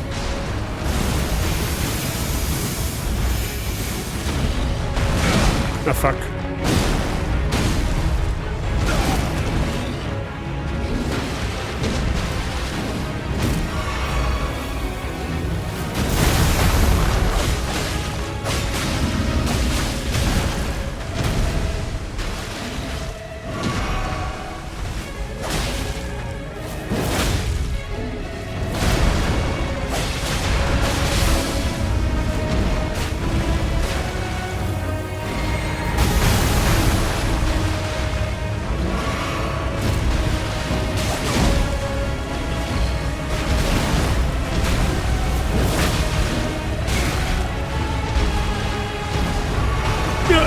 ja.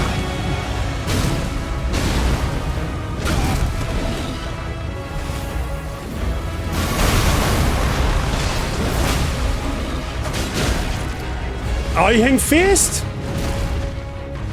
Jetzt sage ich nichts. Perfekt.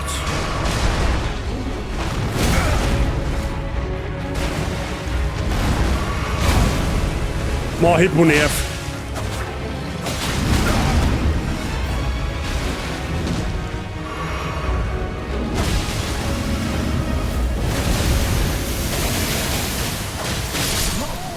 Okay, Double Kill. Zeit. Ich krieg Runen und verliere es gleichzeitig wieder, aber ich glaube, das ist Zeit aus Kill, weil ich einen Reward schon gekriegt habe. Normalerweise müsste der Boss gelegt sein.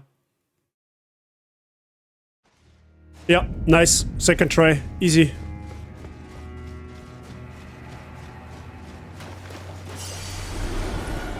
Saftige 307.000 Runen. Schmeckt's.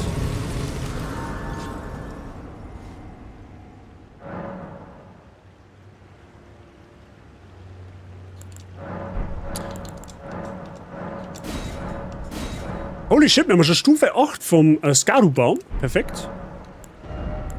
So, wo bringt es uns jetzt mehr? Da kriegen wir 2 und da kriegen wir 1. Dann bleiben wir auf Geschick. Danke für die GGs an der Stelle. Ja, der war nicht so schlimm. Also der hat ein bisschen nervige Patterns gehabt, aber ansonsten war der ganz einfach. War der jetzt nicht dramatisch. Ist eh in Ordnung. Ich meine, es wird wahrscheinlich eh schnell schwer. Also von daher... Aber der hat ein Echo gegeben, oder?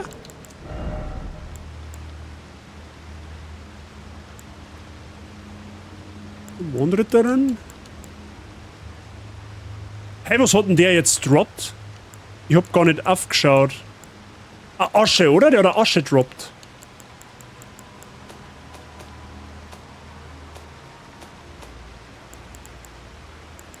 Die haben wir vor... Nein, die war's nicht. Rollende Funken war's auch nicht. Hä, was war denn das?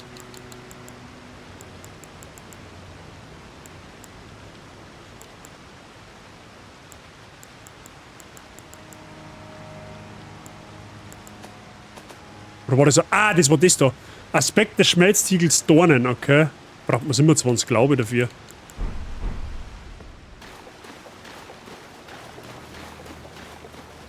Ja, okay. Dann wird's da weitergehen.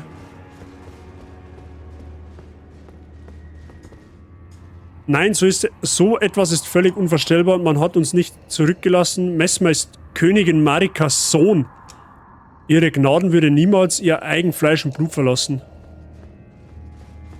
Okay. Messmer ist das, den Namen habe ich jetzt schon ein paar Mal gelesen in dem Spiel. Oh, hi. Ja, servus, Herrst, was ist mit dir? Gehst ein bisschen schön, Herrst. Ja, das hättest du wohl gern.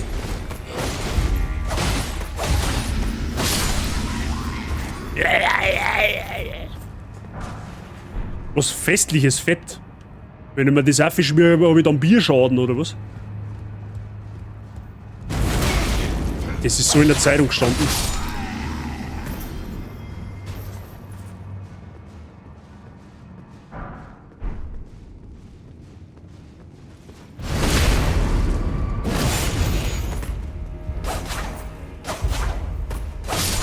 Wollte ich gerade sagen. So, was ist das? Der Burginnenhof? Oder wie? Oder was? Du stehst auf, oder? Ja.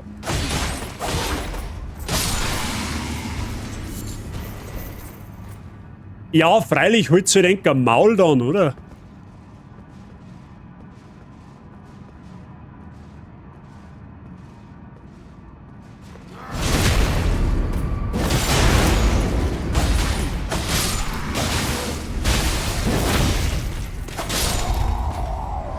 Easy. Linkshanddolch. Ich hab schon gleich nicht geschlagen wegen 2. So ein Assi schubst sie von hinten die Klippe runter. Ja, hallo, die machen mit mir dasselbe. Wir haben in einem Souls-Spiel-Universum, Mr. Gut zu Fuß. Da muss das so. So. Gut, jetzt ist halt natürlich die Frage, gell? Wenn ich jetzt natürlich da eine dodge. Ah, warte mal, da geht's doch oben, oder? Da geht's doch irgendwo oben. Ja, da gang's oben, aber die Frage ist, komme ich dann auch wieder auf? Ah! Ja, komme, okay. Dann kann ich mich da oben fallen lassen, I guess. Ich hoffe, ich bereue das jetzt nicht. Ach so, okay, ah.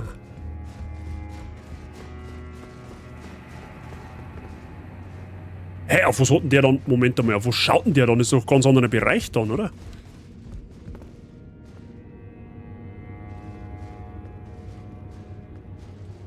Ja, es ist aber auch das Einzige, was wir mir Bayern teilweise ein bisschen kennen, den Wiener Dialekt.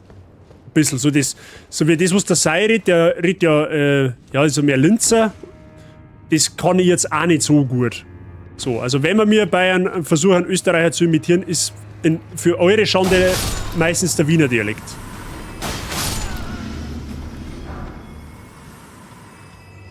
Also, okay, sollst du irgendwie eine Miniaturform vom Erdenbach... Hau halt dann ab, du Gaskopf. Du hast jetzt gar nichts zu melden.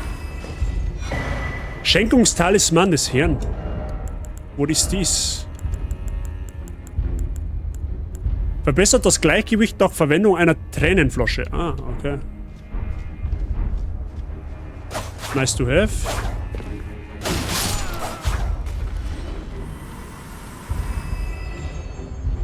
Okay. Da hinten ist wieder so ein dicker Mann. Da haben wir rausgekommen. Da hinten geht es in den Gang rein. Schauen wir schon mal in den Gang rein.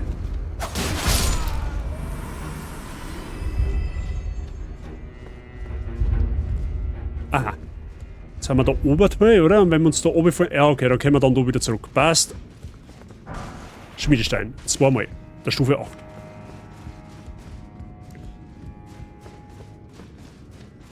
Erst da bin ich dabei.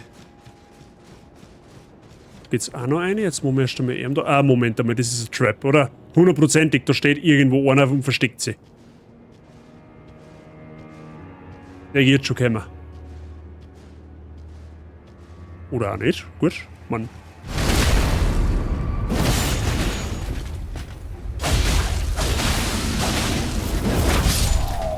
Stiche von hinten, mein Freund.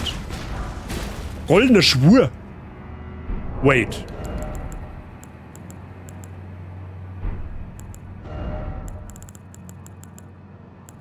Man braucht FP um Angriff und Verteidigung. Ach so, das ist ein Kunst. Okay, es gibt jetzt quasi einen goldenen Schwur auf 3 Arten. Einmal als Anrufung, einmal als Asche und einmal als konsumierbares Item, okay? Das ist die Frage, welches besser ist. Wahrscheinlich der aus Anrufung. Also der aus Anrufung weiß ist besser als die Asche. Aber ob jetzt das Konsumbare dann besser ist als die Asche, glaube ich jetzt eher nicht. Please stop it. Okay, ich bin start. Dialekte imitieren ist immer ganz schwer. Man einigt sich das dann über die Zeit an. Ja, deswegen bleibe ich einfach bei Bayerisch, weil das ist das Einzige, was ich gut kann.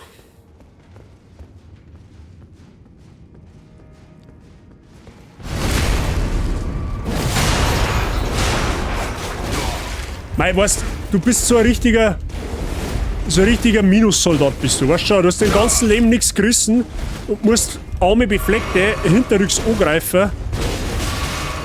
Ja, du bist ein ganz cooler, weißt du. Dann stirbst du auch trotzdem einen Dreckerten Tod.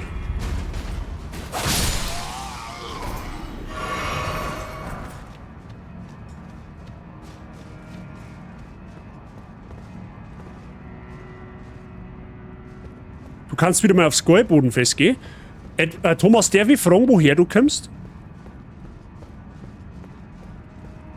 Mei, du Kasperl, wenn du noch gerade deine Sonderzahlung einmal für was Sinnvolles aufheben darfst. Ha!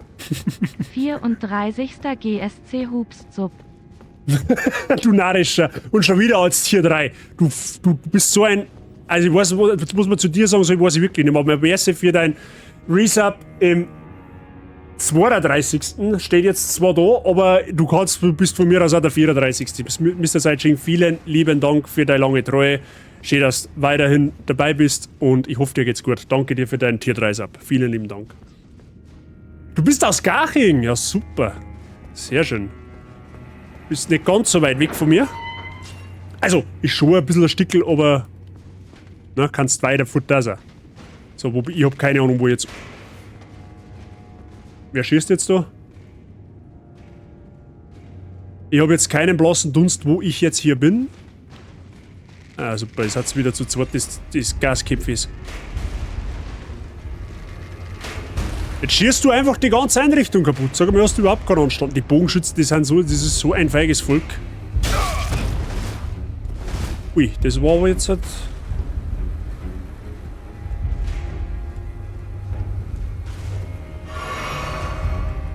Okay, die Burg ist für meine Verhältnisse zu verzweigt. Jetzt stirb!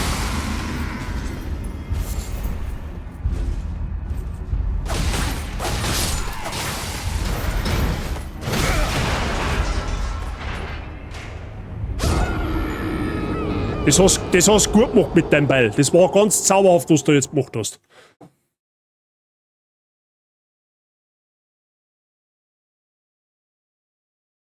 Wir nehmen die 2 Mana vom Affiliate auch dazu. Ja, okay, die nehmen wir auch dazu. Genau.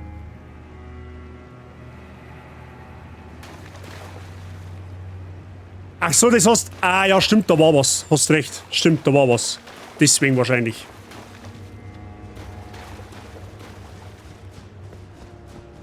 Sei es ein Sparmonster 9000, genau. Ja gut, okay, jetzt pass auf. Jetzt wissen wir auf alle Fälle da hinten, ich habe nur 66.000 Runen gehabt. Das ist sind für mich Peanuts. Mittlerweile. Von daher, schau jetzt mal, wo wir hinkommen, warten, wenn...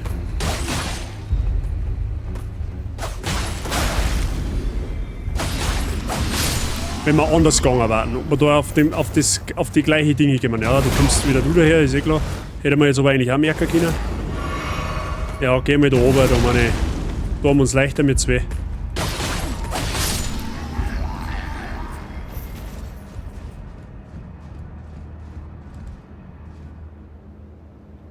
Aha, sechst du, da können wir einfach nur rumdumm. Passt. Du mit deiner Trick am Hacke.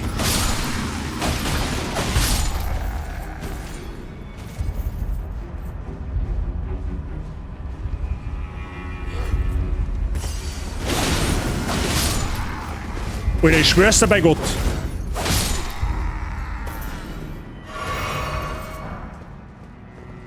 Bayerisch kommt der Linzer Dialekt am nächsten. Ja, wir sind halt einfach die Lieblingsnachbarn, das ist halt einfach so, ne? Bayern und Österreich, wir kehren man eigentlich noch zu eng. Oder ist zu uns, je nachdem, ich weiß es nicht. Ja, genau, das... Na, da war kein Boden. Aber da kann ich dem wenigstens Rage baiten, das ist gut für mich. Ich hasse Burgen, die wo außen rumgehen, weil da sind die Treppen so dermaßen dünn oder schmal, da fällt man gerne mal runter. Ne? Und vor allem, wenn man Bazi heißt, da fällst du auch ganz gewaltig gerne mal über deine eigenen Füße. Aber gut, das macht jetzt nichts. Jetzt wissen wir zumindest, dass wir da auf dem gleichen Weg da hinkommen. So. Ich glaube, Bayern will mehr mit Österreich zum Tor haben als mit Deutschland. Ich sag das jetzt einmal ganz klar, wie es ist. Das ist kein Geheimnis. Das ist kein Geheimnis. Und Tirolerin habe ich die grüß dich gut. Ja, Kreuz fix läden, sag.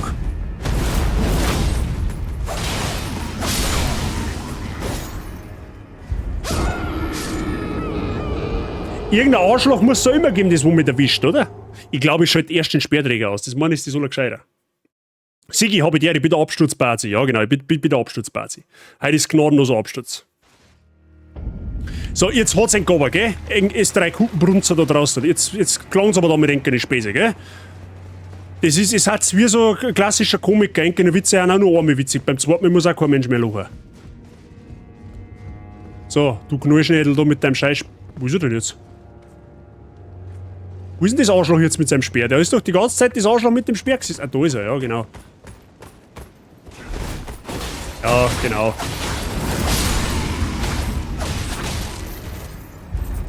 So, jetzt ist aber Ruhe, gell? So, da kommst jetzt du wieder raus. Ja, schon, so ist fein.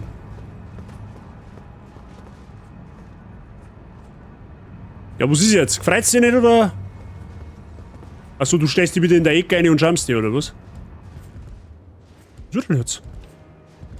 Also, was meinst du, hast mal geworfen, hä? Da haben sie falsch gedacht, mein Freund. Ja, da habe ich die. Oh. Zwecks der Vollständigkeit halber.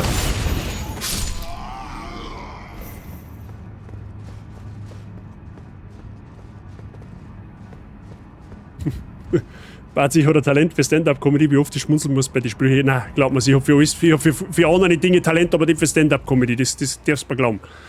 So, jetzt machen wir Enker mal hops, oder? Damit nichts mehr passiert. Weil hast du mir jetzt gerade gebackstabbt?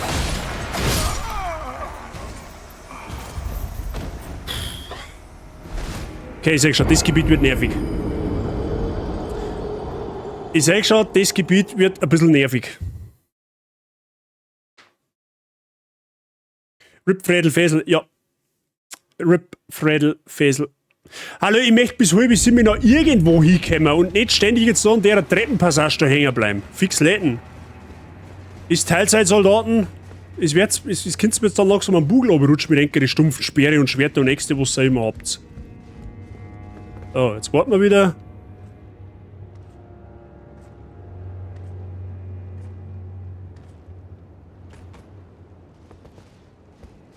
Ja, du darfst schon hergehen. Jetzt gehen wir aber da rein, gell? Weil du. Aha!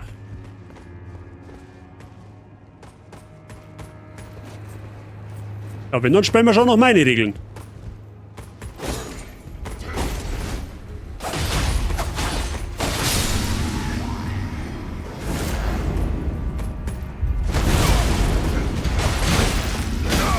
Weil wie viel Schaden das ihr macht, das ist irre.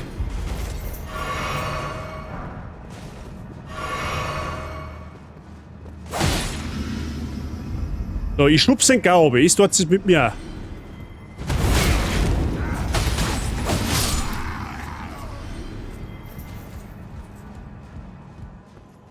So, jetzt aber nicht mehr, gell? Nein.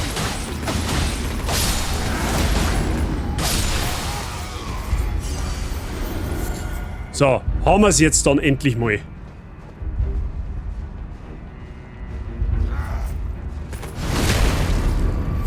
Ah genau, du bist gut aufgekommen.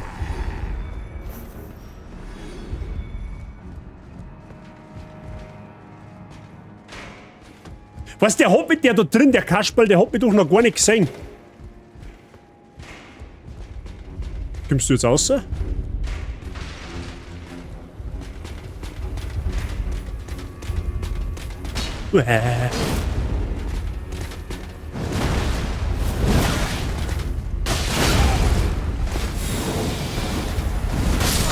Oh, das schiebe ich an ihm. Oh, leck ist dieser Kreis. Weißt du was, wir gehen mal anders tun. Wir gehen einfach anders tun. Das ist die allerbeste Idee. Warum gehen eigentlich so rum? Ich kann doch anders tun auch gehen. Tut mir ja viel leichter. Tut mir ja 1000-mal leichter. Da brauche ich die ganzen Idioten da nicht machen. Da wo ich nicht runterfallen kann. What? You know what I mean. Das sparen wir.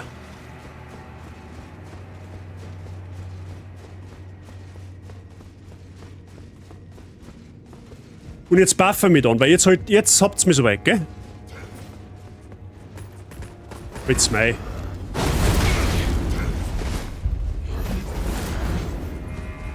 So, servus.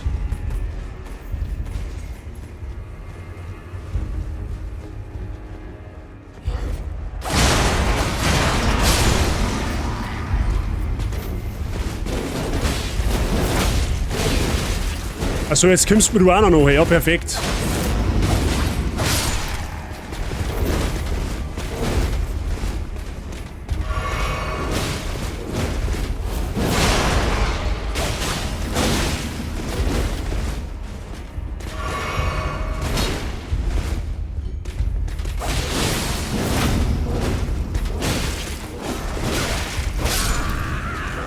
Boah, leck, Alter.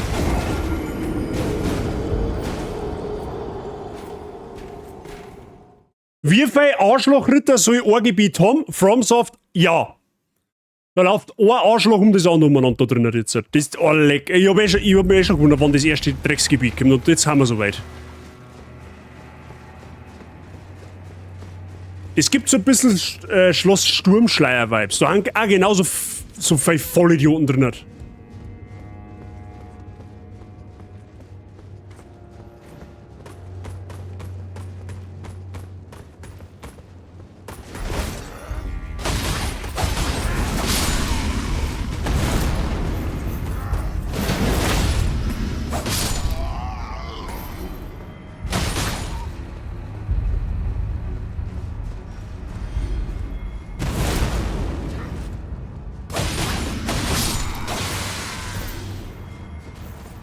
Aber da müssen wir die alle ausschalten, dann hilft's ja nicht.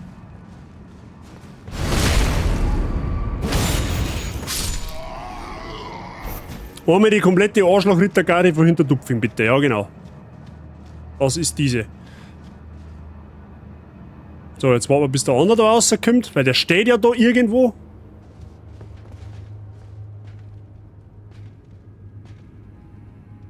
Oder warten wir, bis er sich umdreht.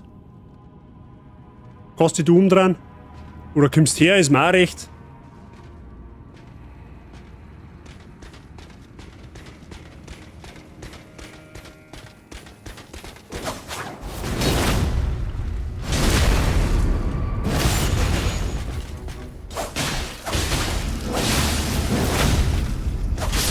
Ja, Lorb ist nicht so cool, gell?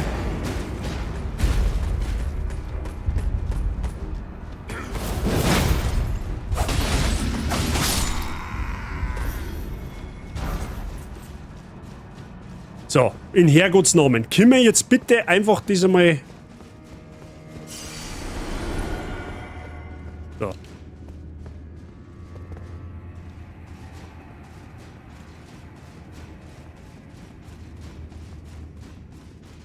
Ich war dafür, dass oben so ein der Gnade ist. Dann.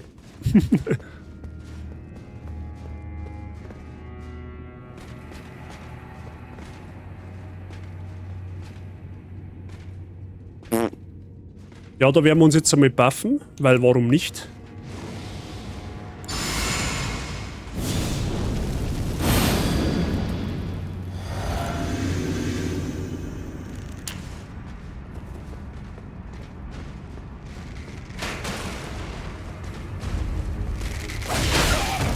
Ah ja.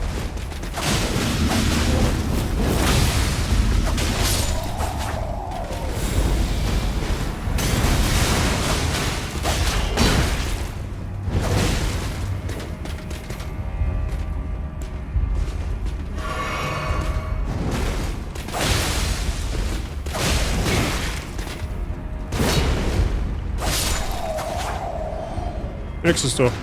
Kaum buffen wir uns, geht's gleich leichter. Schattenreich runter, gell?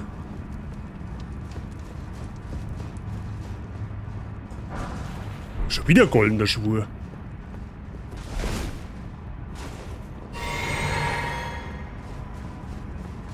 Also ekelhaft die Passage. Da los mir ran, da ist auch wieder gleich einer so ein Vollidioten-Ritter, der wo nur drauf wartet, dass er mich... Achso, da fliegen wir maximal da oben, ja, okay, gut. Oder ist Loot? Haben wir das übersehen? Da ist der Baum. Ach so, okay, ja gut.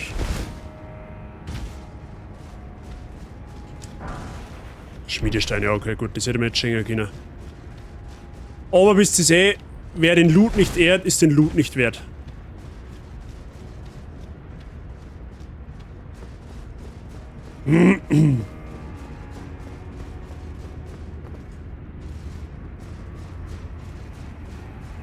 Ja gut, jetzt spähen wir noch bis zum nächsten Ort der Gnade. Ich hoffe, der ist nicht mehr allzu weit weg.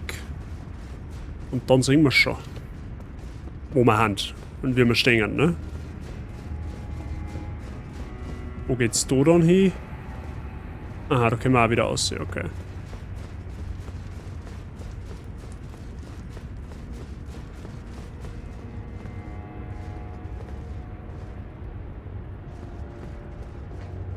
Gefällt mir nicht. Heilig sichere eingelegte Leber. Aha. Die eine ist Feierfest, die andere ist Heiligfest. Blutsakrament. Da steht alles unter Wasser, okay.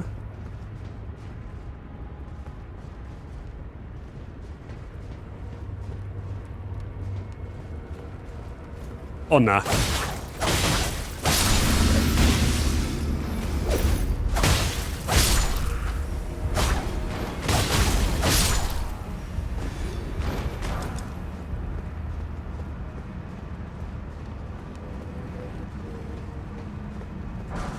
Messmerfeuer wird.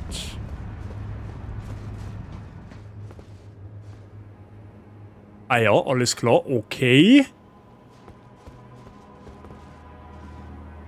Nö.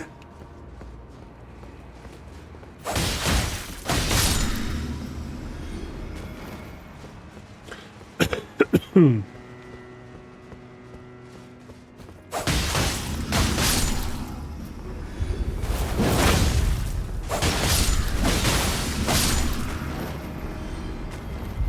ist ein Shortcut, maybe? Wahrscheinlich renne ich jetzt gnadenlos in den Boss rein. Oh, okay, doch nicht. Es ist sogar ein Shortcut. Easy. Easy. Perfekt. Gut, dass wir da übergegangen haben. Goldfett mit Kordel.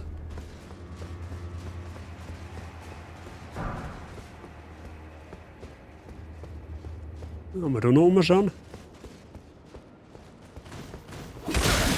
Ja, servus.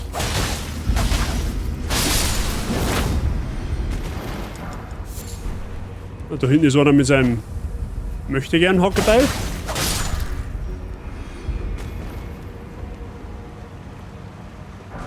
Silberner Federtierfuß, okay.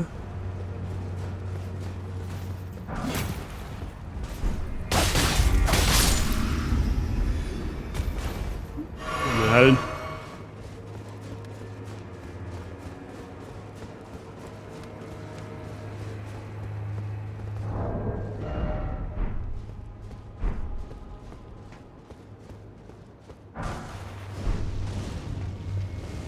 Ja, freilich, ist eh klar.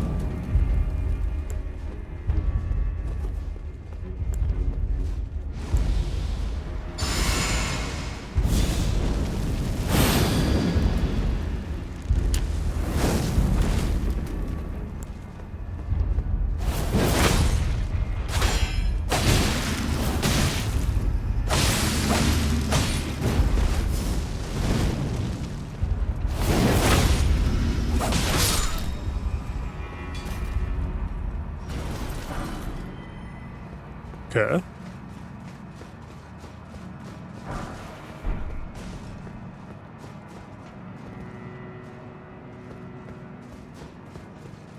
Noch mehr Aufzug.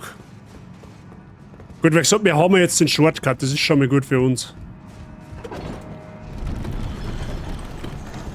Schauen wir mal, ob da oben zufällig auch noch mal ein Ort der Gnade ist. Wenn ja, ist recht.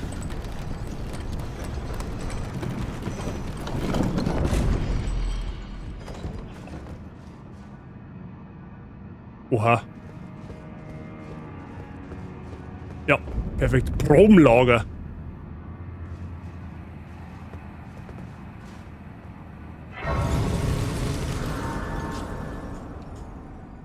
Ja gut, zumindest den vermutlich ersten Arschlochwinkel dieser Burg haben wir mal hinter uns. Ne? Das ist ja schon mal was.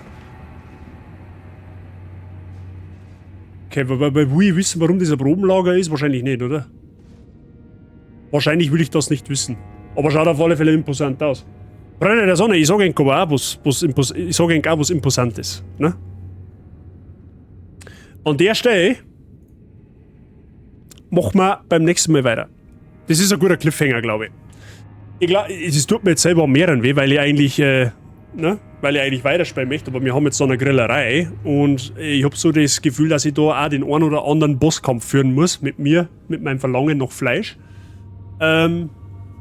Deswegen machen wir da, wie gesagt, am Wochenende weiter und zwar am Samstag. Ja. Morgen ist definitiv kein spontaner Stream, das kann ich jetzt schon mal versprechen, weil morgen bin ich auf einer Hochzeit. Samstag, morgen wird es weitergehen. Entweder, also angesagt ist jetzt einmal um 10 Uhr, kann aber auch sein, dass ich um 9 Uhr schon live komme. Ja? Je nachdem, das weiß ich noch nicht. Aber stellt euch geil, Samstagvormittag geht's weiter mit Elden Ring. Okay, da machen wir genau da an dem Gebiet weiter, wo wir jetzt stehen bleiben. Oder wo wir jetzt stehen bleiben, besser gesagt. Ich vermute einmal ganz schwer, keine Ahnung, müssen wir schauen, wie wir vorankommen, dass wir am Samstag dann, nicht schicken, ich mach schnell spät zu, dass wir am Samstag dann tatsächlich den einen oder anderen Boss wiedersehen werden. Oder was heißt wiedersehen? Wir werden den einen oder anderen Boss das erste Mal zu sehen kriegen. Vermute jetzt einfach mal, weil ich kann mir nicht vorstellen, dass die Riesenburg da bosslos ist. Mit den ersten haben wir schon gesehen, der ist eigentlich relativ simpel gewesen, tatsächlich.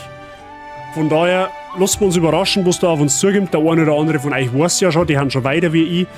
Die werden sich wahrscheinlich, keine Ahnung, mit Sicherheit schon Tent treiben und sich darauf freuen, wenn ich gnadenlos auf die Schnauze kriegen werde. Oder vielleicht war da drin nichts jetzt. Das kann ich mir zwar nicht vorstellen, weil wir reden ja jetzt schließlich von Elden Ring. Schauen wir einfach, okay? Und dann wird's schon werden. Ich habe auf alle Fälle Bock. Gut, jetzt schaue ich mal noch schnell.